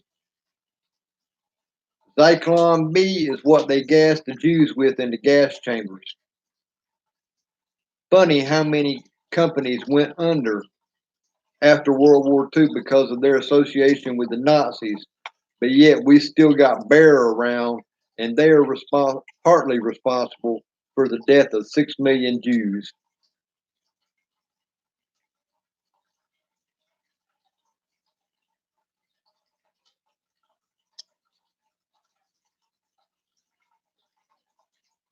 Yep, you're right. One of my favorites to watch is what is the Holler Homestead and Jason Crocker. These young people have no damn idea. They're flying by the seat of their pants. They think they've got it made and they're going to be food. Yeah, okay, buddy, you go do that. Let me know how that works out for you in 5 years when your ass is back out there at a regular 9 to 5 job. Bosch was a maker of actually I think they're a subsidiary of Bear because Bear made the Zyklon B. Um, Siemens, they were making products for the Nazis as well, but they're still around.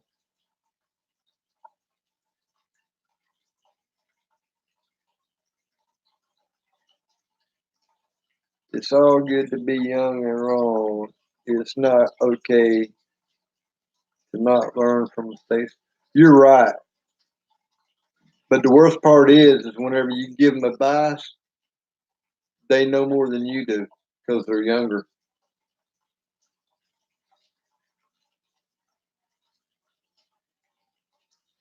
Okay, so you're talking about a guy, not the company. Because I think the company Bosch is a subsidiary of Bear now. And I think you're right. He that was the guy's name that invented the chemical Zyklon B. But at the time, he had no idea what it was going to be used for. But he had no problem with selling the stuff to the Germans anyway.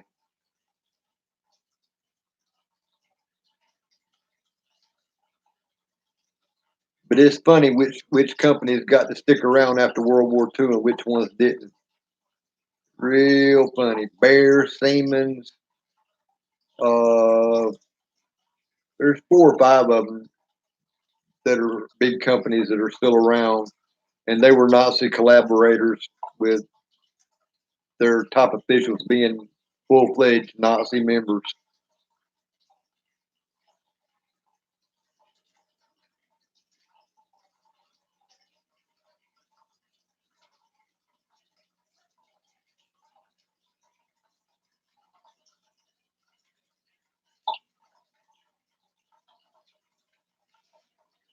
Are you talking about like Fanta, the orange drink, and the flavored drinks?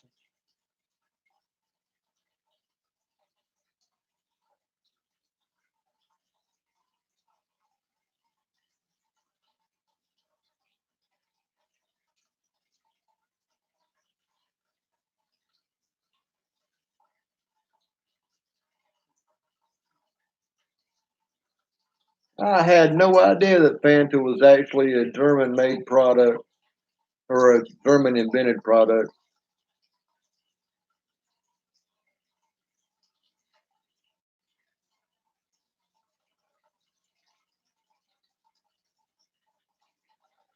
That is quite interesting.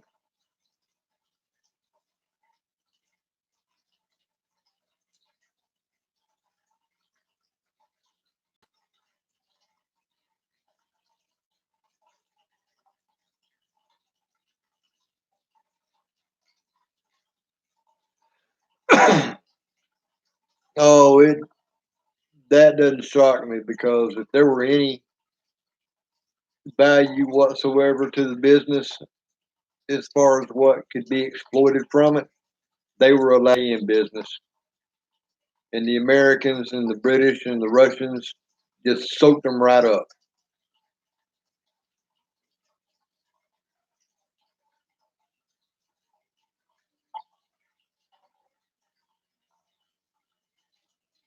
Let's see what I can find.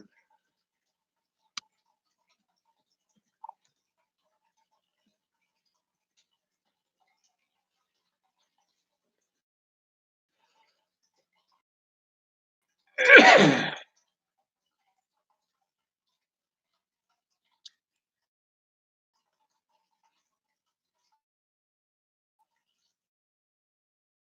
have heard of that somewhere before.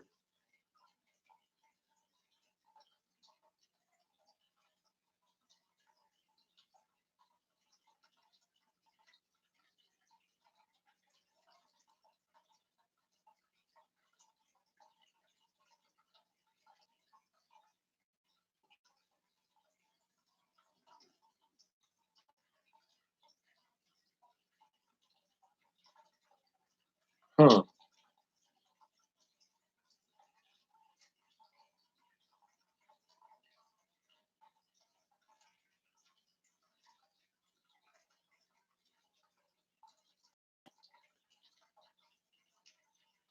What did they do? Put an American prisoner on top of a B-2 and launch him?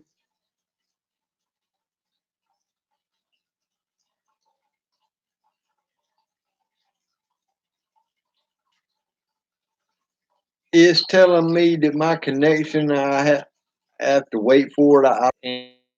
And it hadn't been 3 months since they switched me over to fiber optic. The other girls that had me, they're just circling around. I got it turned down. I don't want to hear myself 3 times. And one of them, I'll come back to that later. I'll go ahead and click out of that. Maybe that'll help this. I knew it sounded familiar because the Americans were with the B-2 and the B-1 program. 90% of everything they got that put man on the moon came from German scientists.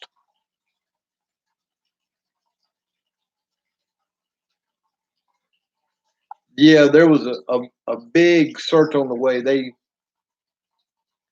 Hey, there she is again. But yeah, there was a big search on the way and hunt for any Nazi scientist of any caliber at all. It didn't matter if they were a piss poor scientist that couldn't spell shit. It didn't matter. If it was a scientist, the Americans wanted him. Very few did the Russians get. The ones the Russians got were the ones that would rather live in Russia than the Americans because Nazi propaganda made us out to be so horrible that they found out the hard way that America probably wasn't so bad after all. But story for another day.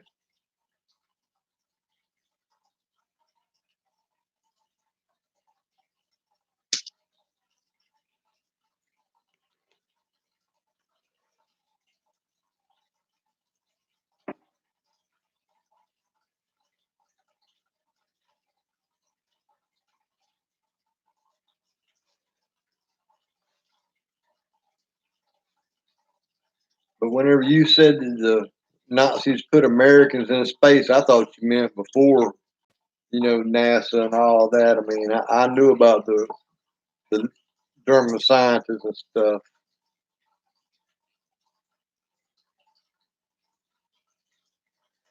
Exactly.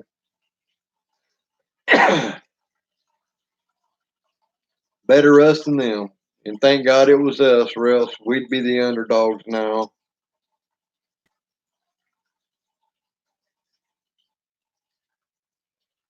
And if we get some liberal, left wing Democrat dumbass like Elizabeth Pocahontas Warren or Tulsi Gabbard or any of those who Bernie Sanders that want to cut defense spending, we will be the underdog because we've already cut the defense spending back so much. We're behind in weapons research now as it is, and it won't be long before we're not a superpower anymore. And if the Americans aren't, then that means the Canadians, the British, Western Europe won't be either, and China will wind up ruling the world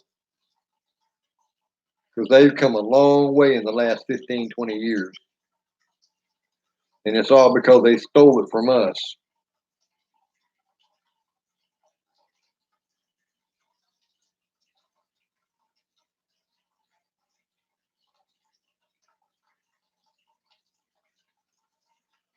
Have you heard Bernie Sanders talk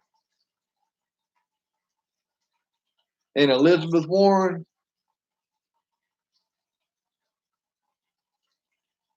They're some stupid people, let me tell you.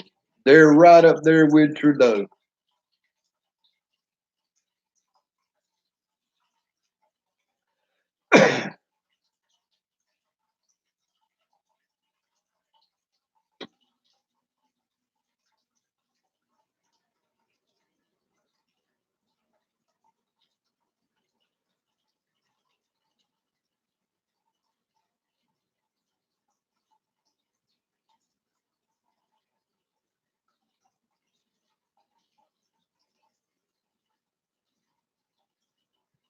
Yeah, I've heard of Trudeau.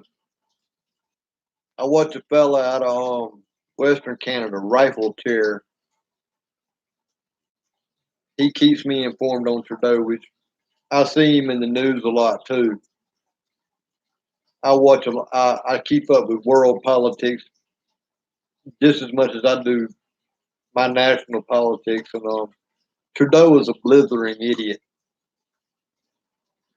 He's not even worth shooting. And if you hung him, I wouldn't want to use the rope on any other animal just as a halter or anything because I would disrespect the animal. Trudeau's damn near, well, he's not Stalinistic communist, but he's a damn pinko communist too. I might be unemployed, poor as hell, and have to eat what I grow, but by God, I may not be in the black, but I'm happy I ain't in the red.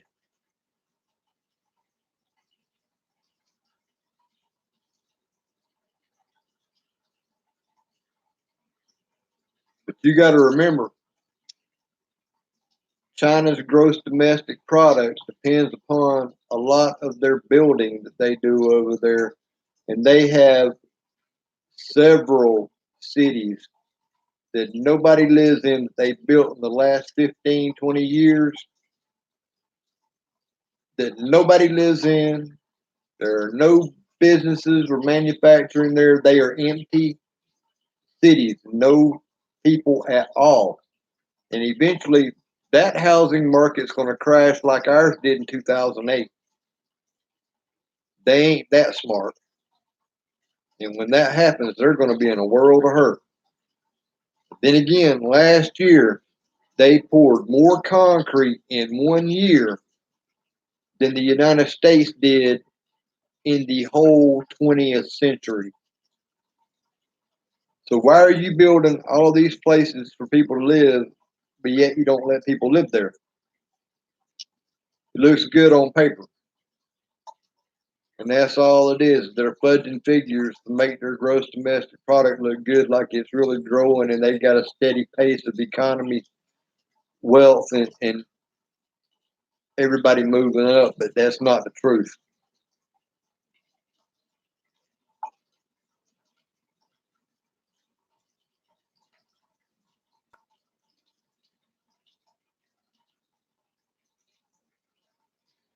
Yeah, Trudeau is an idiot. We got some Bernie Sanders fans that think that the gulags were not such a bad place and they actually paid a living wage. Yeah, Bernie, you need to check about who you got on your staff. But then again, Bernie Sanders does admire the Soviet style, and he's referenced it several times in his political career. The only reason why he keeps getting elected is because even though he's against what we call pork barrel, which is bringing money into your district and your state for special projects, he's big on that. That's why they reelect him because he keeps money flowing into New Hampshire or wherever the hell he's from.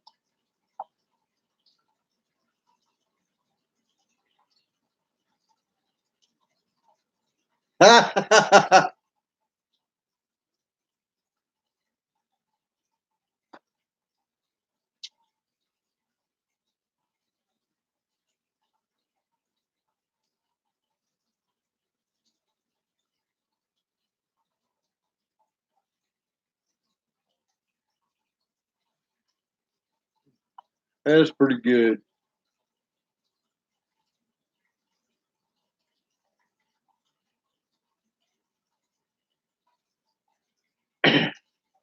Yeah, people lining up for bread's a good thing. Ask those folks in Venezuela. Their socialist system really worked for them, didn't it?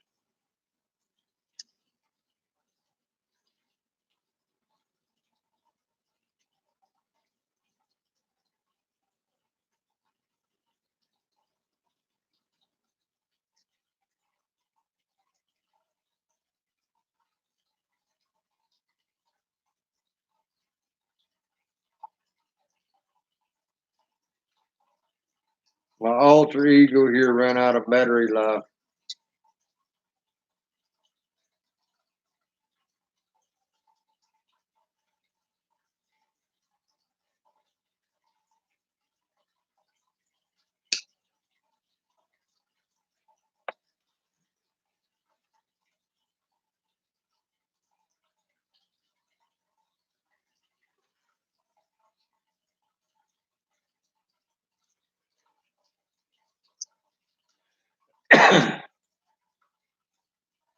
Yeah, I got two cell phones, and if I keep them going while I do these live streams, if I can ever get the subscribers.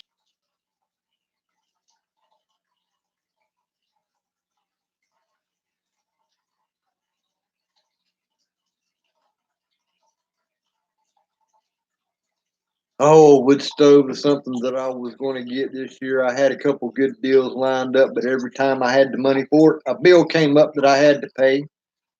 And for $150, I could have got a nice potbelly stove that I could have had installed instead of having to use my gas heater because I can get firewood for free with a chainsaw. But next year.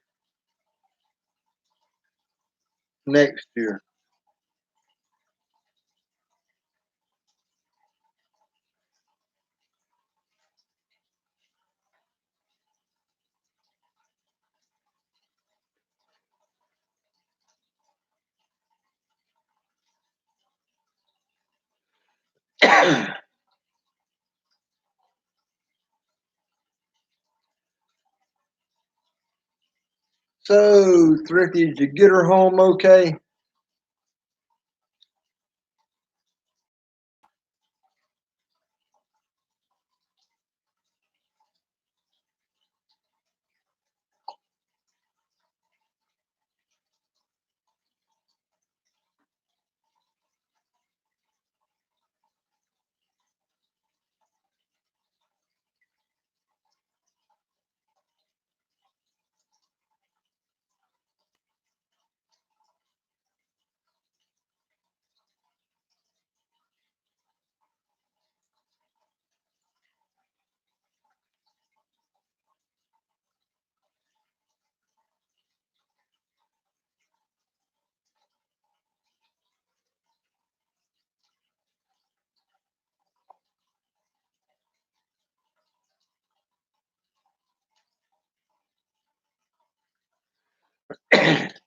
Yeah, I've got a gas heater that I use.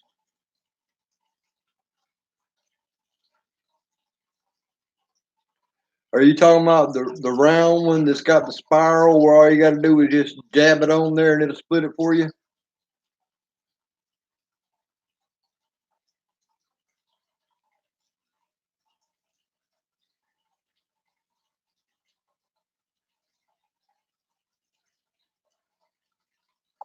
Had somebody down here that was selling one of those wood splitters like that you hook up to your PTO on the tractor, and all it is a cone that's basically a giant screw, and whenever you shove the wood on there, it just pulls it up to it and just splits it.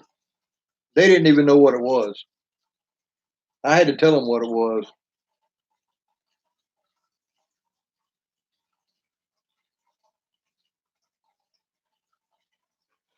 And I was even nice enough to tell them that $25 was a ripoff for them, that they were cheating themselves out of money. It was worth at least $150. Brand new, they run you about 300.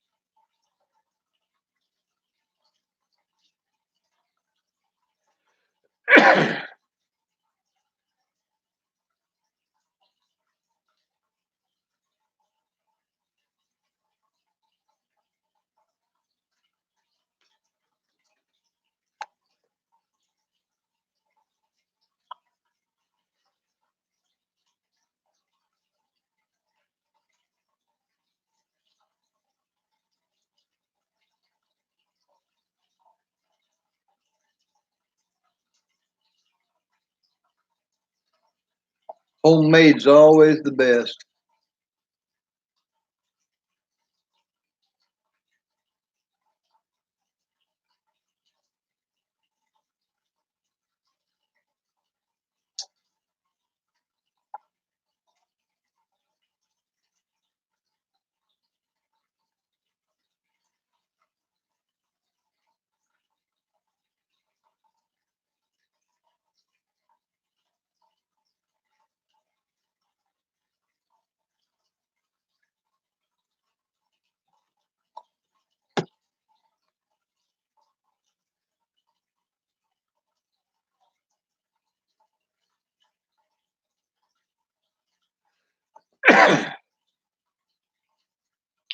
But I do get that wood heater that I've been wanting over the summer. Whenever I can afford it for next year, I'll definitely have to have a log splitter because I just can't split with an axe anymore. My back just won't let me.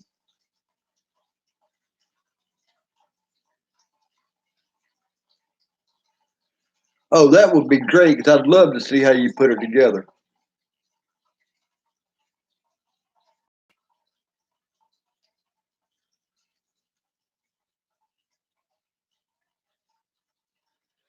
And I'll try and get a video up tomorrow with me doing my maintenance on my tiller or either some fence work, whichever I decide to do.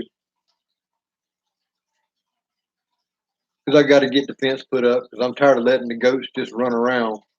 Although they like to sleep on my front porch, and every day I hose the goat poop off to one side. That way I can collect it all and put it in my garden. Because it's real good. It's not high in nitrogen, doesn't burn your plants.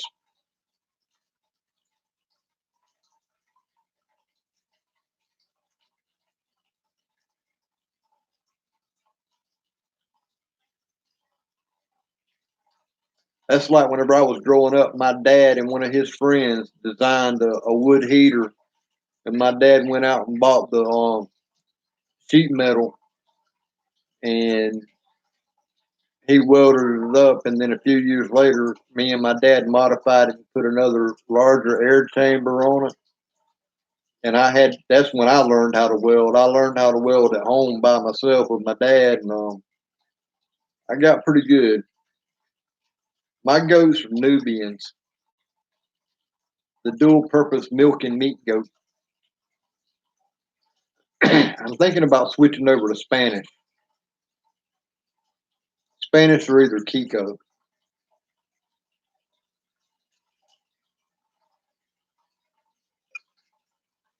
You know, if I would actually finish one cigarette without having to light it twice, I might not smoke them back to back.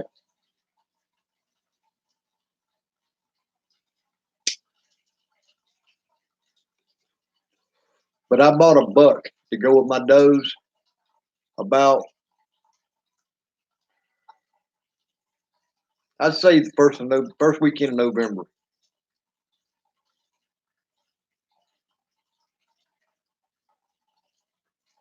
And as soon as I brought this buck home and I put it in with the other goats, it tried to get one of my doe. It went straight for the teeth, and she kicked it off. So I said, "Uh huh." What I thought. He's about 2 months old, just weaned. If I'd have had my camera, I'd have been putting the video out because yesterday I saw him trying to mount one of my does, and it was the funniest thing in the world. I felt sorry for the little fella. If I'd have had a couple Sears catalogs, I'd have put him under his hind feet so he could reach it. He ain't quite tall enough yet, but come this fall, I'll have some babies. He's getting about the age to where he's ready.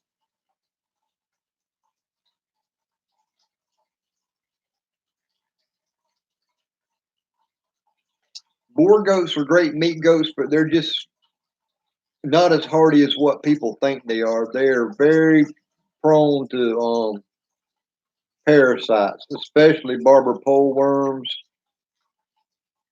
which you got to constantly rotational graze them to keep the parasite population down. So if you're in a limited space area, you might want to go with a Kiko or something like that, or a Spanish because they're a little bit more hardy and parasite resistant.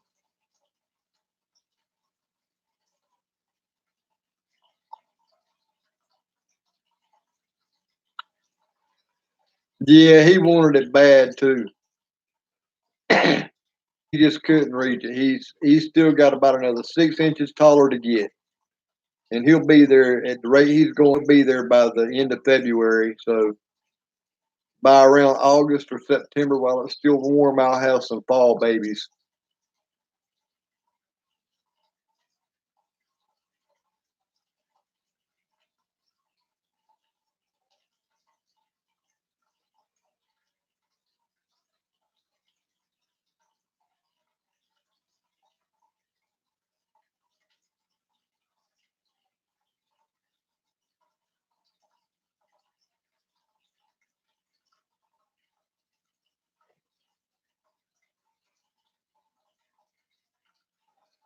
Um, right at 5 months, I think in days it's 125 days.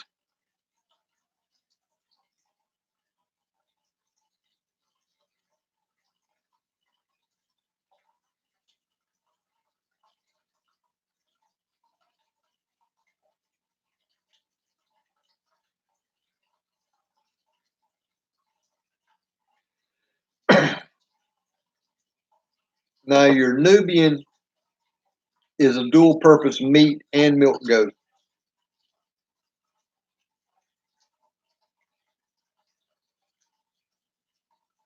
So they would work good for you also. And if you watch Arms Family Homestead, donkey poodles, they're 11 months. They got those alpacas or whatever the hell they are. Whenever he said donkey poodle, it has stuck with me since. And he's right. They do look like donkey poodles. Yep, 12 months on an elephant.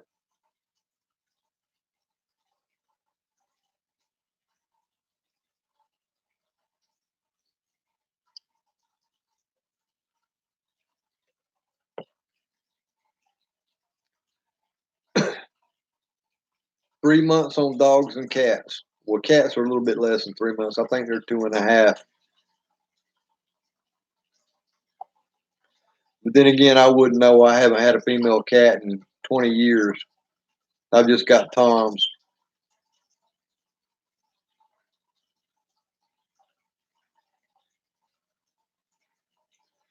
And I call squirrels limb rats or either tree chickens because they do. That is one of the few meats that whenever they say it tastes like chicken, it really does taste like chicken.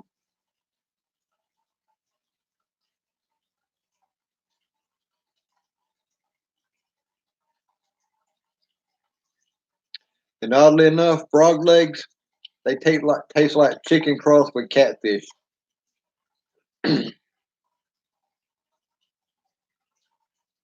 And I can see where a moose would be a swamp donkey. And that reminds me of an old Saturday Night Live skit where I can't remember the context of it, but they were talking about the names of animals and being politically correct, and a dinosaur became a Jesus horse.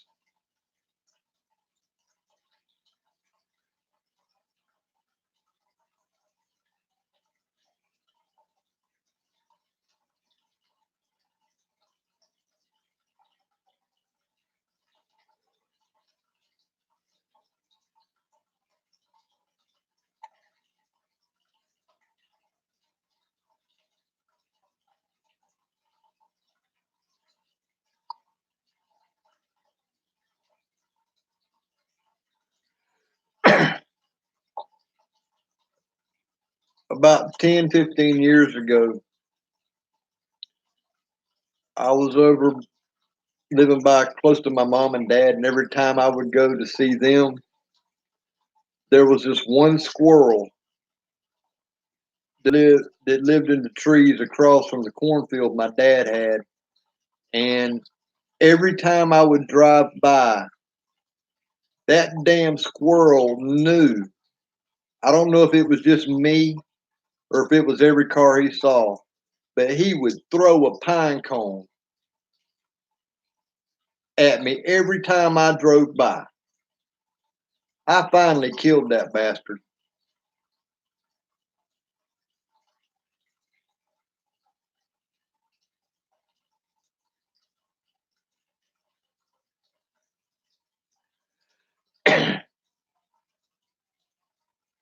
That's like me. Well, no, it's been 2 years now. Whenever I was over at my mom and dad's for a couple of weeks, and they got pecan trees, and I took up killing squirrels because nobody'd been really keeping the population down. I quit counting after 137, and that was all out of 4 trees, and he's got like 60 of them. It got to the point that it was too easy with the 22, and so unless it was at least a 50 to 100 yard shot, I didn't take it, and I only took headshots.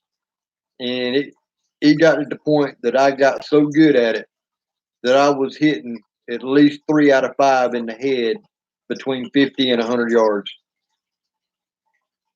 Practice makes perfect. The more you shoot, the better you get.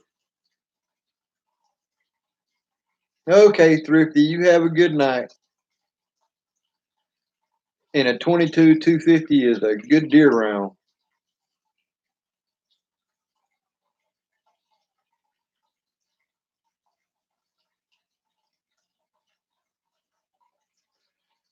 Well, if you're using a rifle like that and you're shooting a squirrel, you better go for the head because otherwise you ain't got no meat. Although I did shoot one with a 303 one time and it blew the whole damn squirrel up. That Lee Enfield didn't play with it.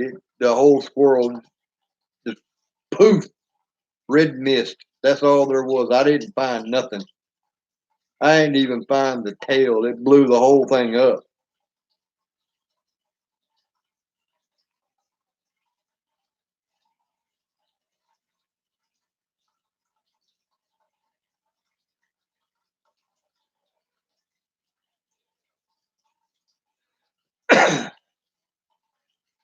But I like my Enfield, and I've got one of the American P17 30-06 Enfields, but it's got a Winchester stock on it, and I don't want the Winchester stock.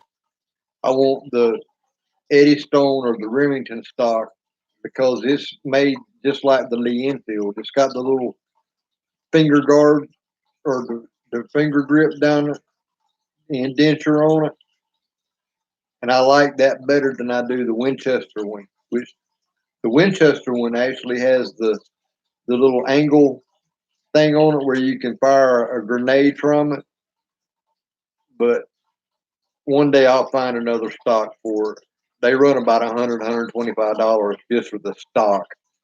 Hell, the gun itself, if it's in shootable shape's worth $1,200. But it's an amazing. I love it. The action on it and the infields, they're smoother, and it's the best Mauser action I've ever used. And I've got a Mauser, and I like the infield action better than I do the Mauser. But as far as the bullet itself, I'd rather have the Mauser in 8 millimeter than I would the 303.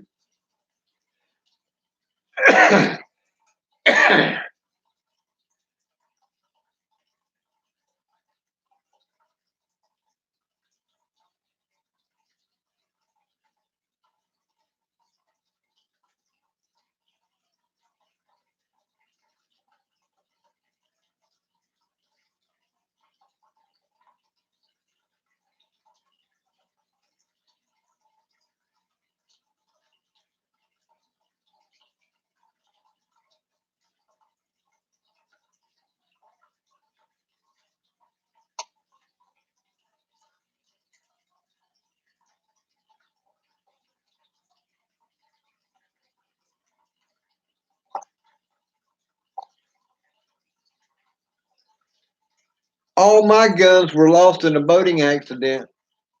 That's my story, and I'm sticking to it.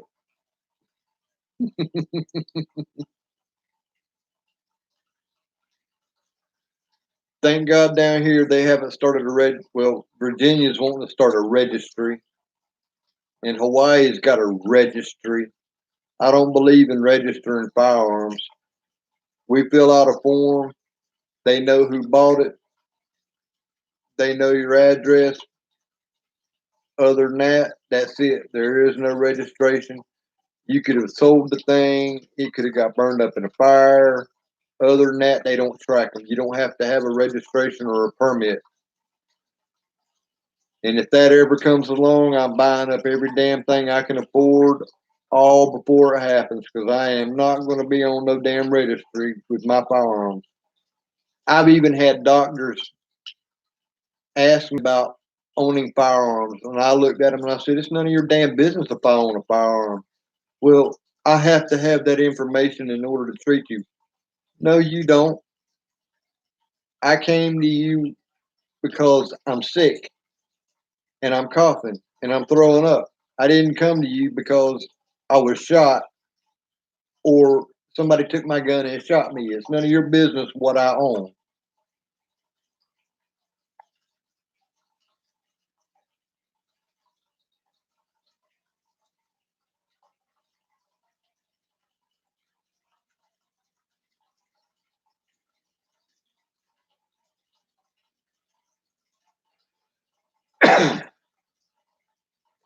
Well, we've got plenty of gun laws on the books. We don't need any more. We just need to enforce the ones we have, which is mainly keeping the hands of criminals. That's the problem. And what we call it a straw purchase, whenever somebody goes and legally buys a gun and then they sell it to somebody who they know is not allowed to own a gun, that's a straw purchase. And that's something that's got to be cracked down on. I mean, a lot of people down here where I live in South Georgia will buy guns, a couple hundred of them. Once they get that many, then they'll put them in a truck, a car, or trunk, or whatever. They'll smuggle them up to New York State and places like that where the gun laws are a lot stricter, and they'll sell them and make a damn ton of money. And I've thought about doing that, but I'm not getting myself involved in something that's going to get me federal jail time.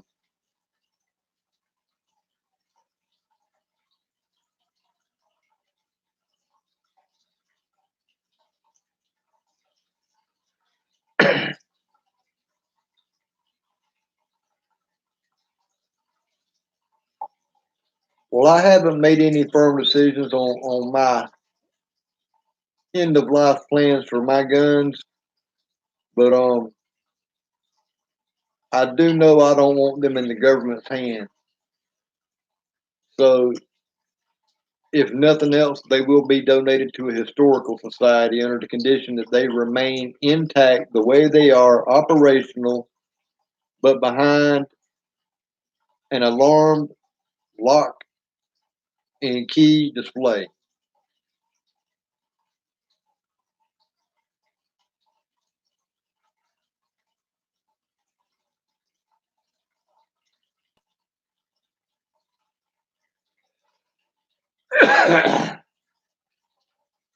Yeah, our state where I live has been trying to pass open carry for 2 years now, and we've got one Republican guy who's trying to block it,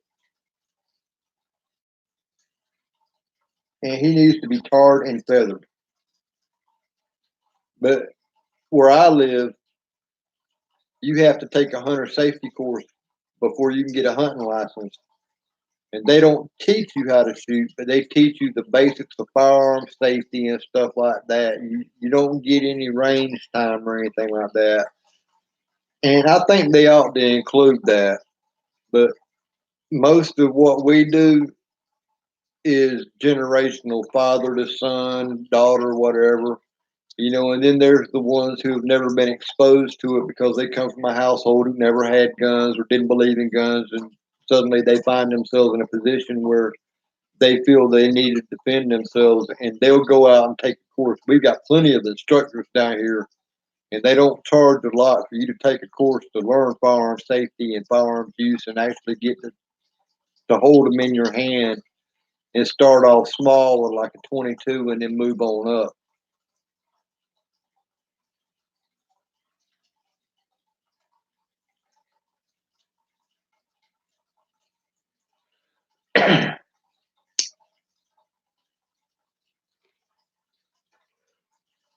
Mine will either go to my grandson or my nephew, one or the other. Which for Christmas, I paid $250 for this 1903 Spanish K98. It's basically a K98 Mauser, but it was made in Spain, and it was made in 1903. I checked it out. There wasn't nothing wrong with it. The barrel was great. I mean, I'm talking about very little wear down the barrel. The throat was not eroded. Very little use at all on the weapon. It just had one crack on the front foregrip, and my dad helped him fix that, even though I was going to and said I would. But oh, I can't do it right. I'm not qualified to do it. He had to do it, and he used the wrong damn shit. So I told my nephew, "Don't worry about that. Whenever that glue breaks, we'll do it my way, because I'll bed the stock for you with Acro glass, and it'll never come apart then." But I let my dad help him refinish it out, and I just, whenever my dad said, "Let's do this to it," my nephew would message me on Messenger and ask, and I'm like, "Yeah, go ahead and do it. It won't hurt it. You're not going to hurt the thing doing that." So, well, should I blew the bolt? It's up to you. It's your gun. Do what you want to with it. You're not going to hurt it. But he's a gun nut like I am, and so I've been helping him, and either he or my grandson will get them.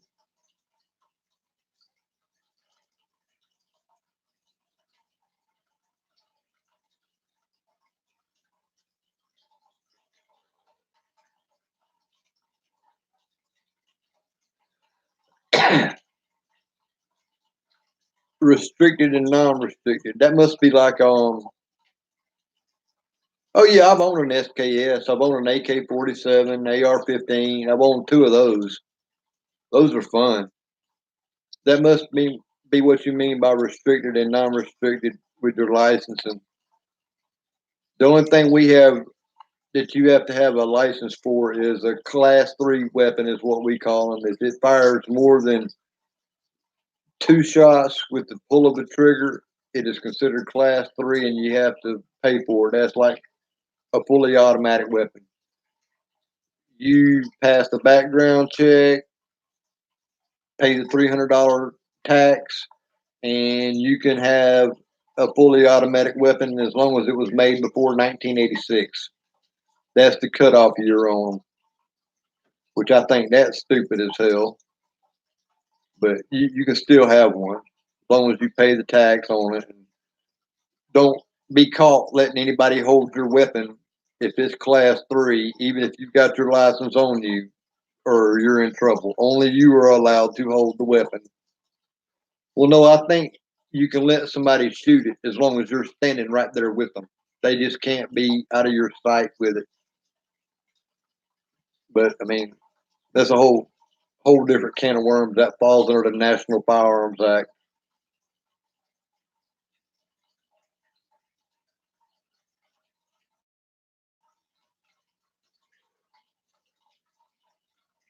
All handguns are restricted. That is fucking stupid.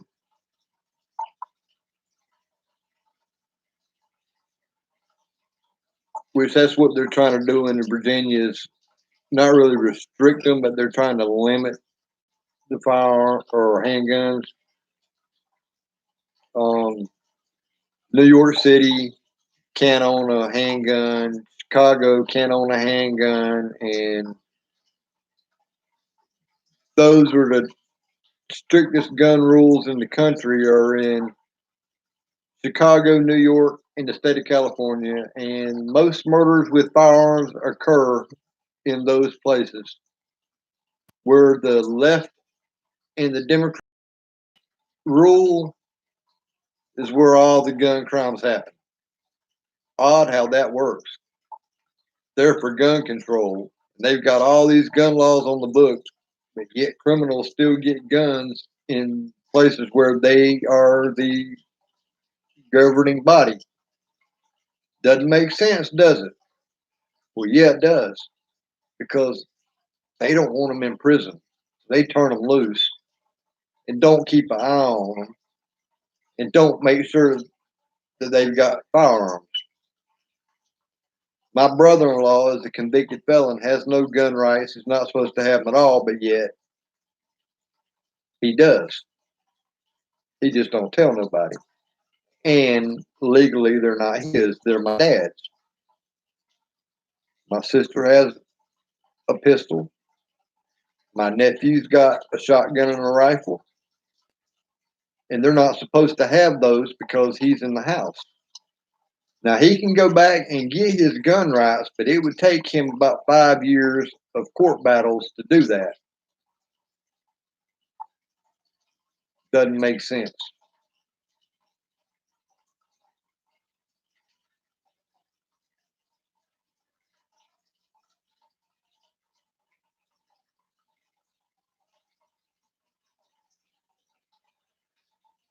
Damn.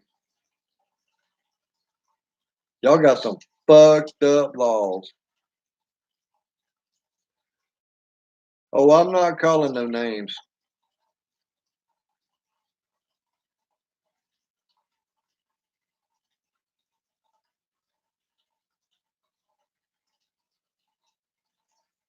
I'm not going to call their names out for anything. Nobody needs to know their name.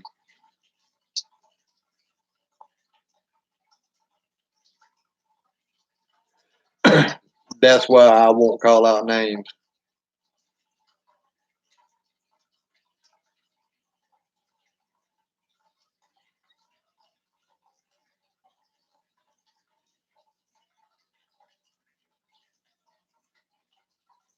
But even having to have a paper to carry it to a gunsmith, that is crazy. Which me, in order for me to go into the gunsmith business full time, I've got to get a federal firearms license to be a dealer, because I can take somebody's gun and fix it. But unless I'm a dealer and they fill out the paperwork like they're buying it, I can't give it back to them. But I can go to their house and I can fix their gun at their house, and there's no problem.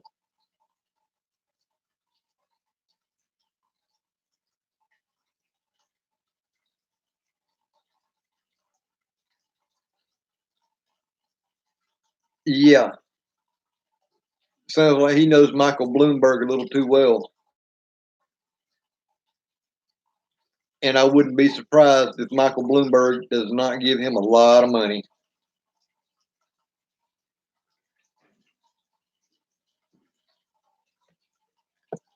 But it's like I tell people about being here. All this crap going on in Virginia, more than likely, ain't going to fly, because if they pass it now, these people who pass it won't get reelected, and the next people who come into office will take that ball and run and repeal all of it. But I got a feeling a lot of these things are going to hit the Supreme Court. We haven't had a Second Amendment Supreme Court case since Heller versus D.C. And he won that battle. And the Supreme Court said it's every American's right to own a gun. Doesn't matter if it's a gun or a long gun. If they want a gun, it's their right to own one, unless there are mitigating circumstances like convicted felon, domestic dispute, or domestic violence, excuse me, or commission of a violent act against themselves or someone else. I mean, common sense laws. So I'm waiting to see what's going to happen, because somebody is going to be the guinea pig that's got enough money, or they've got a group like the NRA, the Well, not the NRA. They're a bunch of pussies. They ain't done a damn thing in Virginia to fight this thing. Gun, the gun owners of America have, and I got a feeling they would back somebody to be arrested and take this to the Supreme Court.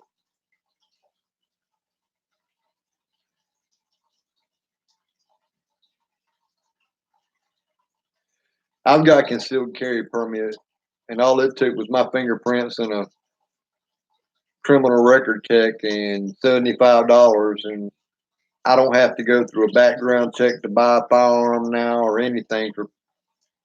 Well, it's a 5-year license. I think I've got 3 more years on mine.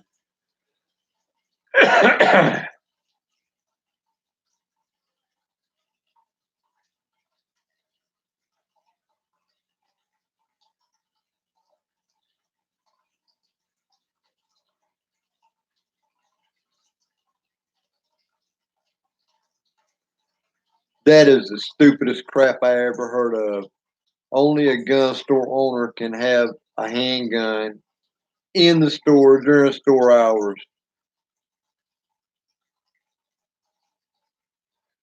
Well, the reason why Bloomberg picked Virginia is because he knew there were a lot of Democrats that were running in a state that was already kind of iffy in between Republican and Democrat, and he threw a lot of money in there for the simple fact that that's the headquarters of the NRA. Right in their backyard is where he wanted to plant his flag, and that's exactly what he's doing.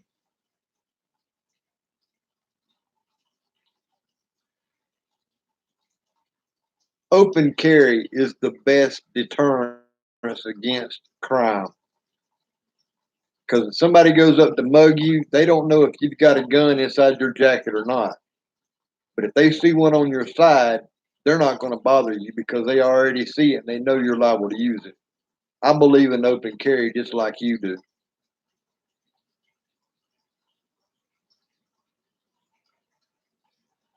They always talk about how wild the West was.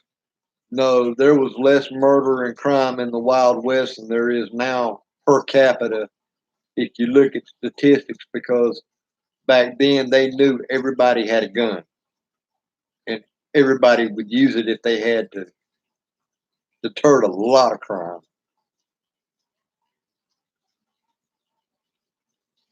But it's just crazy. And if I'm a gun shop owner and somebody comes in to rob me, am I going to grab a handgun or am I going to grab an 15 or a double barrel shotgun? So personally, I like a shotgun myself whenever it comes for self defense.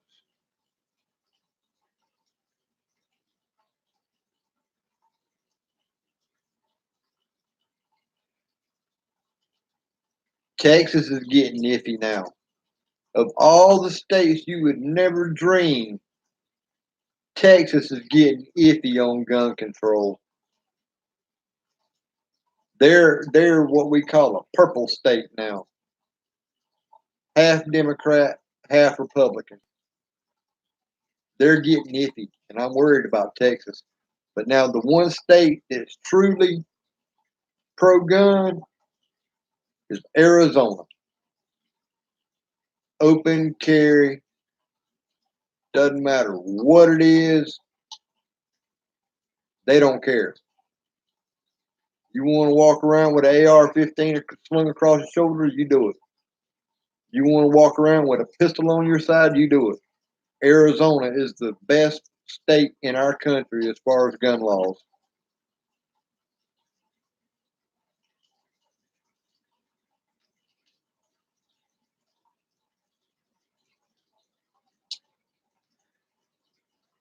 Yeah, I'm gonna have to sit down and figure out how to do that. If I've got to get the OBS operating system or whatever for live streams or what. But it would be a whole lot easier to have a screen full of people talking than it is to sit back and just talk to a bunch of topped out words.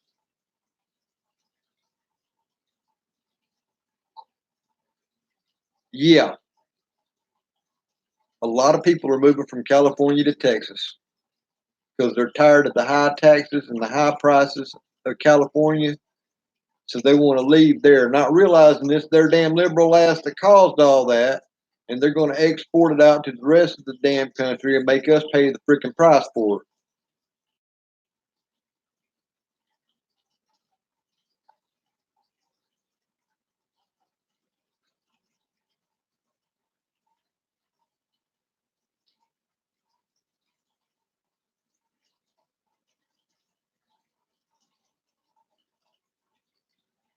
I mean, California even pays police officers to sit across the state line at gun shops in the parking lot and watch for car tags that have California. And whenever they leave there, as soon as they get back across the California state line, they pull them over just to see what the hell they bought, just to see if it was something that's not legal in California. And that ain't right. Why you got a cop from one state going to another state? It ain't even his damn jurisdiction to spy on your own citizens. Talk about Big Brother. Communism is coming, or excuse me, socialism is coming. If we ain't careful, it will be here. And the only difference between communism and socialism is communism is forced on you. Socialism, you voted in yourself and you're stupid for doing it.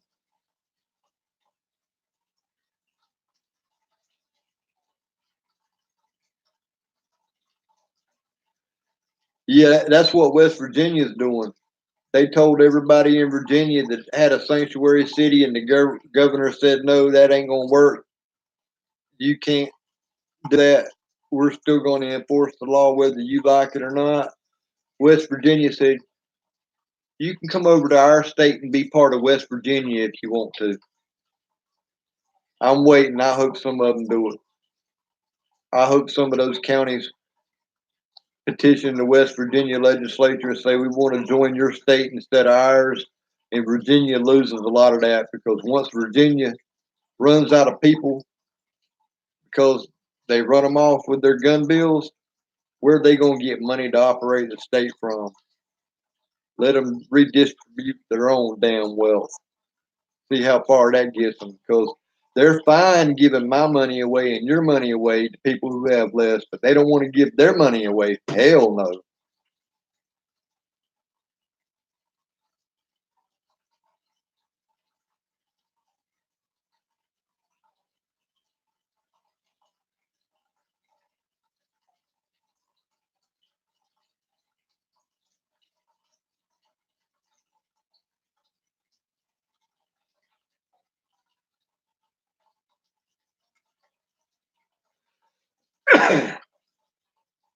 There you go. You got your man on the inside. I don't know much about our gun laws on Indian reservations and stuff like that, but I know that an Indian reservation in our country is basically a country unto itself. Federal law and stuff like that, they our legal system, the law enforcement officers have no jurisdictions on Indian reservations. So if all else fails, I'll pack up my gun collection and I'll head to an Indian reservation, and my name is going to be Chief Farts a lot because I eat beans.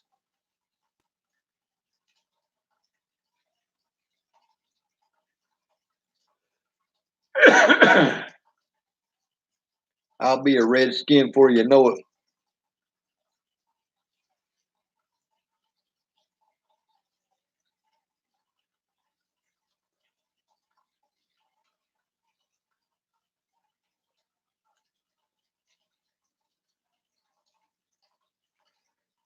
Our reservations aren't federal land. They're Indian national land. They're actually a country within a country.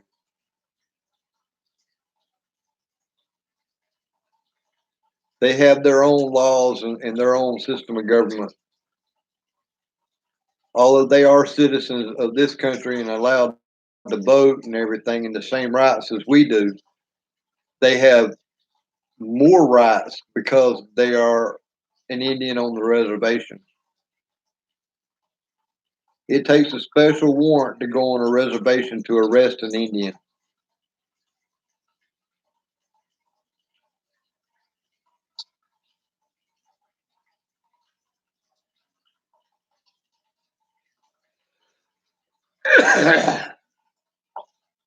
You know, that's funny because I know some black folks that are more racist than any white people I've ever met.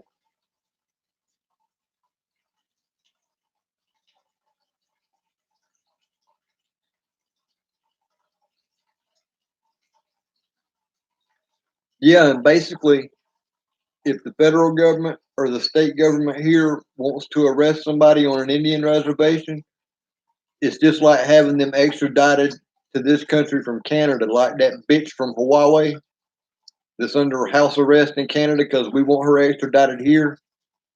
And the battle could take up to 10 or 12 years to get her extradited, even if Canada will allow it. But she's under house arrest. But she lives in a $12 million mansion. She's really hurting, right? Go figure. Best thing that could happen is they shoot that bitch or send her some poison fucking egg rolls. I don't know. But she's responsible for a lot of American technology being stolen with that Huawei thing, and that 5G network they got going on ain't nothing but a spy tool. I'm glad my house has got a tin roof.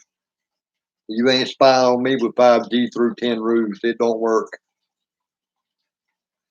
But I'm sure they'll fix that little glitch in the problem for too long.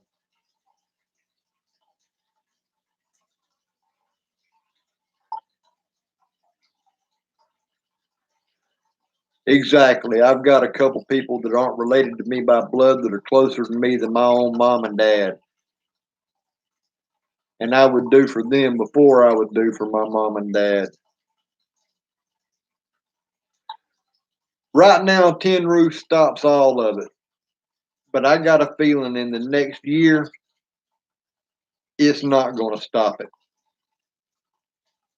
It might interfere with it, but they'll still get what they want. And the only way you're going to keep your cell phone data and all that private is to turn your phone off and take the battery out. And I'm quite sure in the next 10 or 15 years, they'll figure out some way to access it without a battery in it. Them Chinese people are devious little sons of bitches. Well, no, not the Chinese people, just the Chinese government.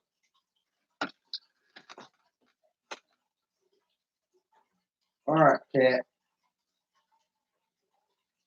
You're laying on the shoes, and I'm going to want them in about 10 minutes. So while I'm putting my socks on here, since my feet are cold, you better get off the shoes because I'm going to have to go out there in a minute and run you out. It ain't going to be cold tonight, so you ain't staying in the house.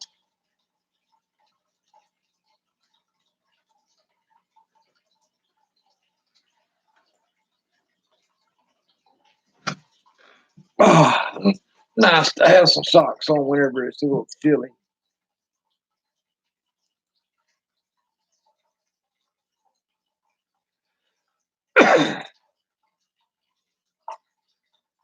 All I got to say is the U.S. better hurry up and catch up with the 5G world because if we don't, we are truly screwed because the Chinese, they'll have free reign. That's just like China and Russia. They've already got hypersonic weapons. We've got some that are probably a year away, 2 years away from being operational, but we're behind. Theirs is already operational. And that's all because Democrats want to stop spending money on military and defense because the Russian threat is over. The Cold War's gone. And these Middle Eastern terrorists are using primitive weapons, so we don't need high tech to defeat them. You forget, China's still growing.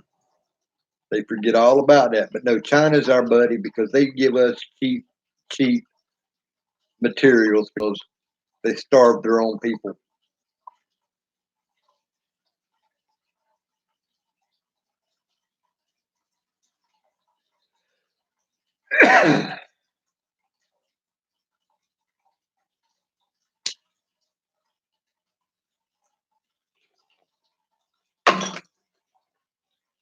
Damn it. I want to throw that lighter away.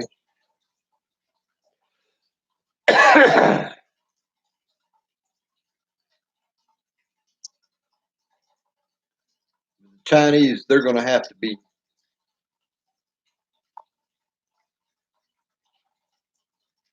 Which one got deleted?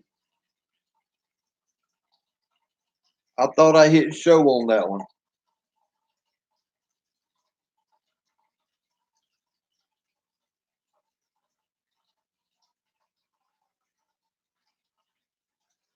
Because I've got it set to where cuss words will set it off to where it says hold for review. And I thought I hit show on it. But you're right, there's one missing.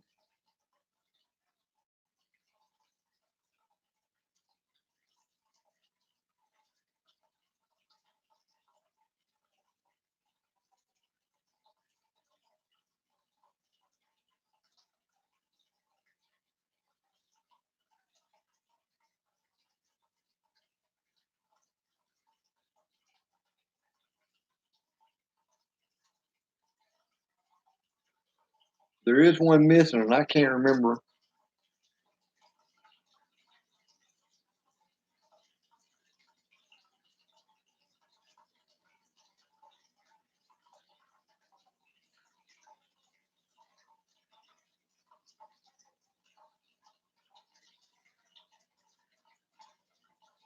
I might not have clicked on show and it went away.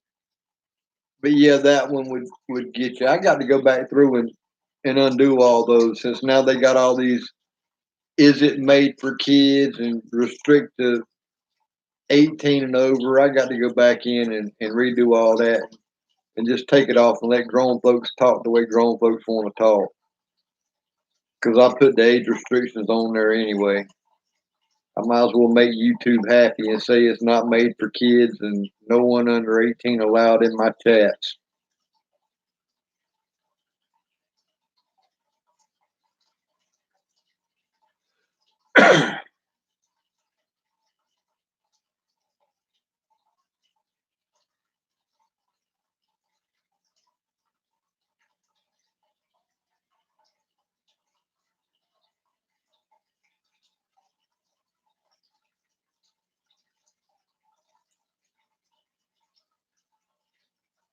I might have missed that while I was putting my socks on. That might be why it's missing.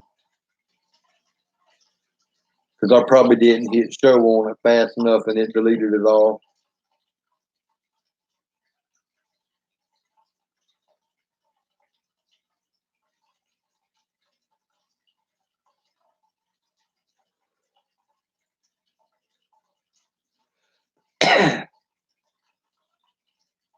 But yeah, Huawei is definitely a bad thing.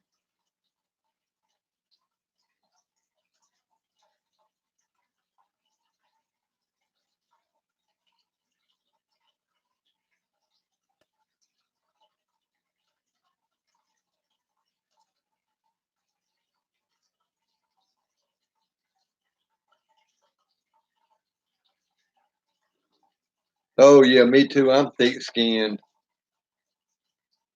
I don't get it. Don't bother me what anybody thinks or says about me. I'll wake up tomorrow, the sun will be shining. It's a whole nother day. I don't give a damn. But I originally put those words up there to be blocked just to make YouTube happy. But now that they got all these Is this video kid friendly?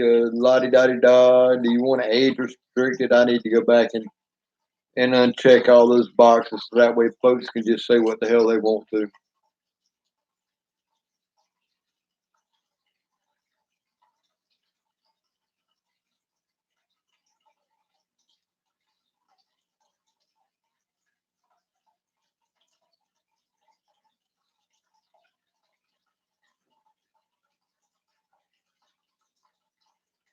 Yeah, I got those two in time. Let's see if they go away now.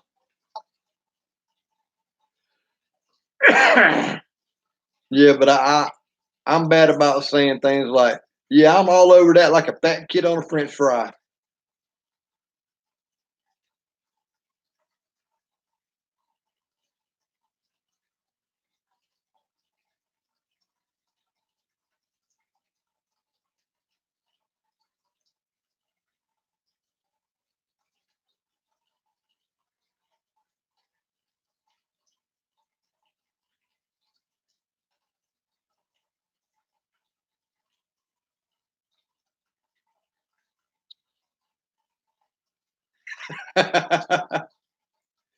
I'll try and remember and change that before the next live and take all that out. I know ass will get you, shit'll get you, all the cuss words will get you.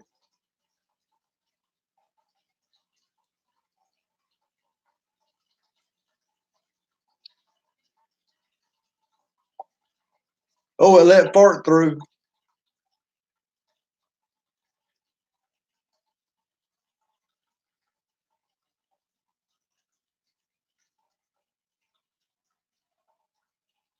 See if it'll do faggot.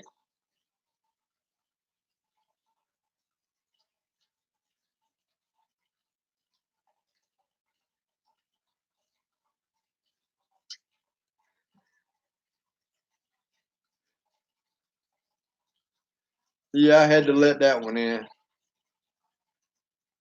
wonder if it'll do fag or faggot.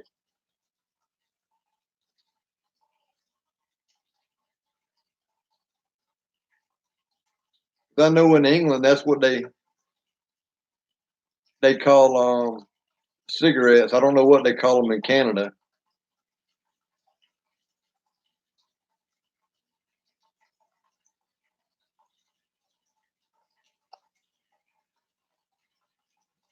See, now I haven't even seen it pop up on my screen if you've tried faggot.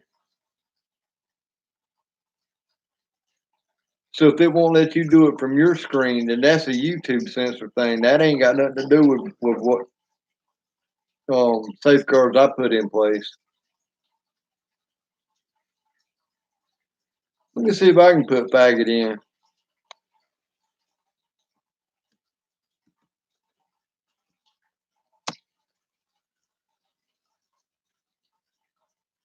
Hey, I can do it.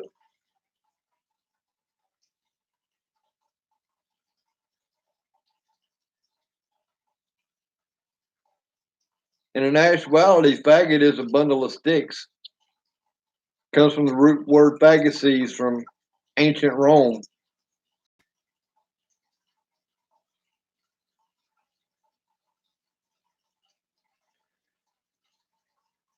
You can't see it? Oh, wow.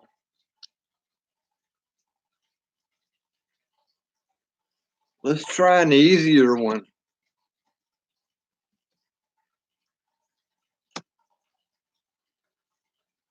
How about queer? I remember when that used to mean somebody was just a little bit off.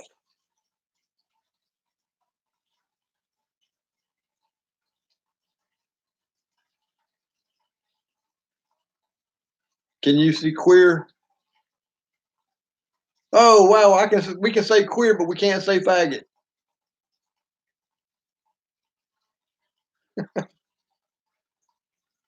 It's funny. A company can put themselves in the public domain, but yet they can censor your free speech rights.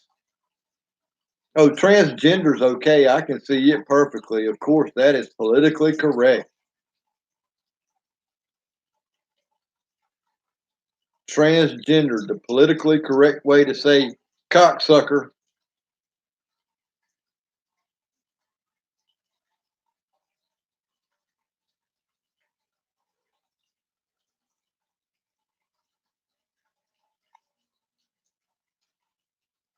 Now my cat's on my shoes and he's snoring. The only cat I've ever had that snores.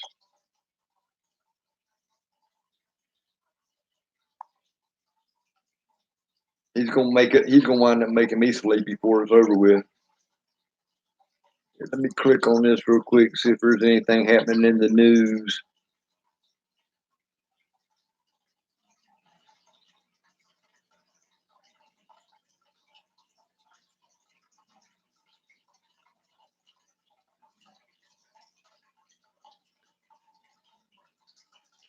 Oh, wow. The Democrats called Trump untrustworthy as they wind up their impeachment case.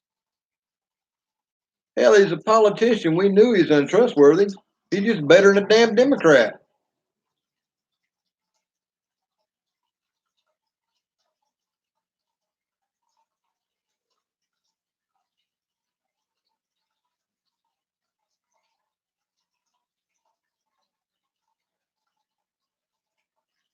Man, YouTube censors too much crap.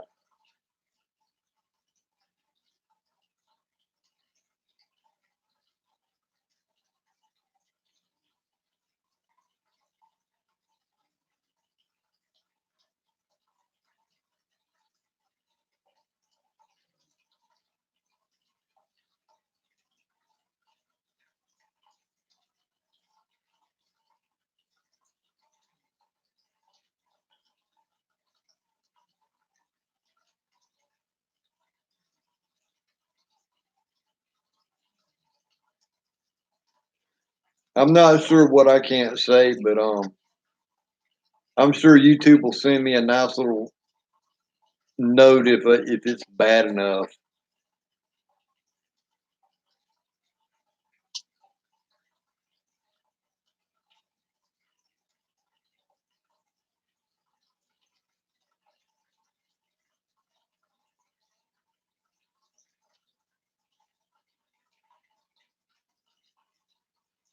Ah, the CUNT.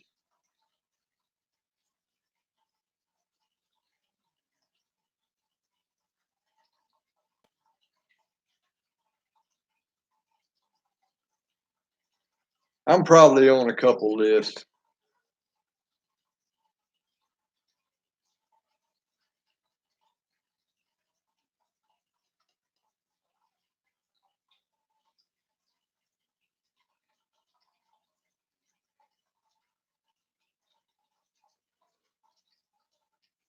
I've never been on an airliner, but I'm pretty sure I'm on one of those lists where I'm a no-fly candidate.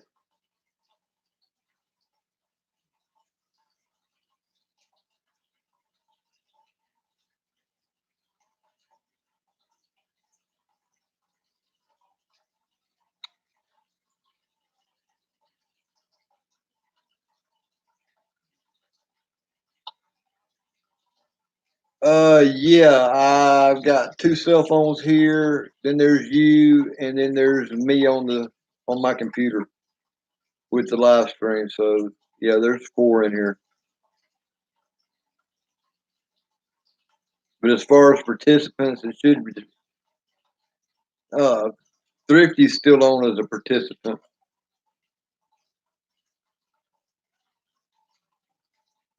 and both of my alter egos are on as a participant. Oh no, one of them is an alter ego. The other one's me because it's in yellow.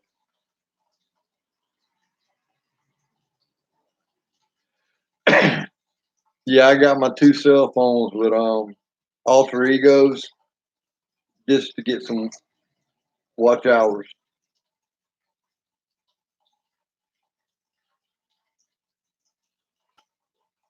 But heck, it's almost 11:30. I reckon it's about time for me to get off of here and get ready for tomorrow. I got to work on that tiller. Yeah, I figured if I got the watch hours, all I needed after that was just the subscribers. And if I get back to videos, maybe I'll pick up a few here and there. One day I'll actually make enough to buy a hamburger off YouTube. I know I ain't gonna get rich. I'm not like all those other channels that are, I don't know whether they're begging for money or what, but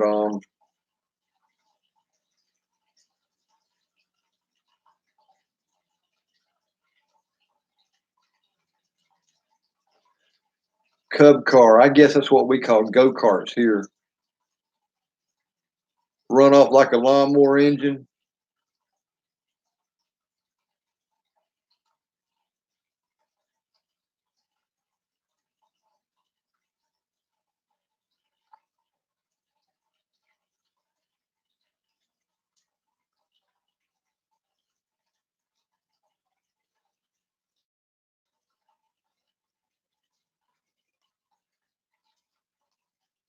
But anyway, I'll try and get a video up tomorrow with a little garden tiller maintenance and start back to make some videos besides these live chats. Maybe if I get some subscribers, I'll get enough money to buy a hamburger or something. I know YouTube ain't gonna let me get rich.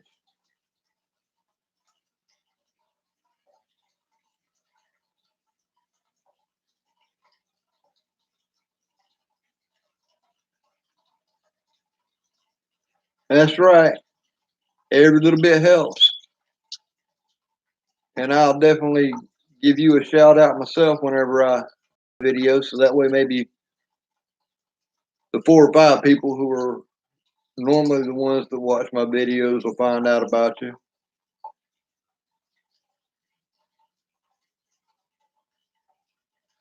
Oh, we call those Pinewood Derby, Pinewood Derby racers. Did that when I was in scouts when I was younger. That was fun. They give you a block of wood, 4 little bitty nails, and 4 little bitty rubber tires, and tell you to make a car.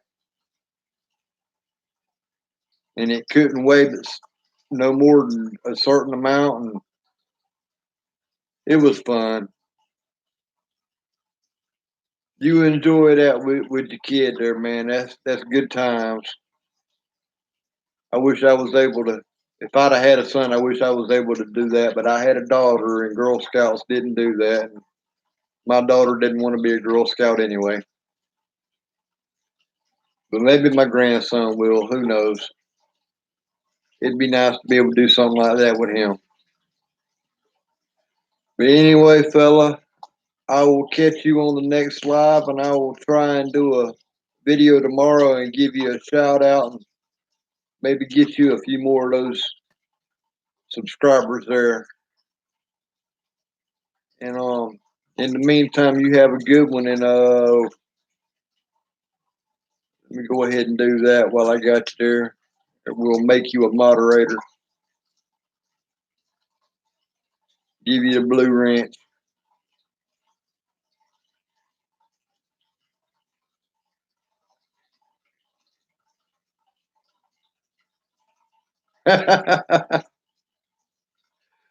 I'm sure there'll be plenty of nights when it'll be just me and you sitting around bullshitting because a lot of folks will get tired of hearing it and they'll go on. But yeah, it's been good. I've enjoyed it, man. It's nice to meet somebody from Canada that actually has some sense.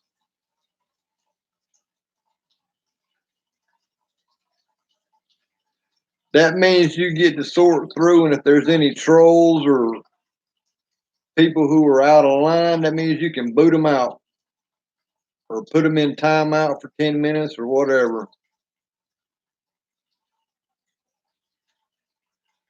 But I'll talk to you later, buddy. You have a good night, and I hope your kid does well in that race tomorrow. Bring home a trophy for him. You take care, my friend.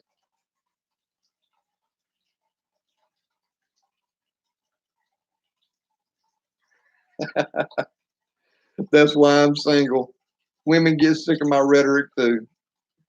All right, man. You take care.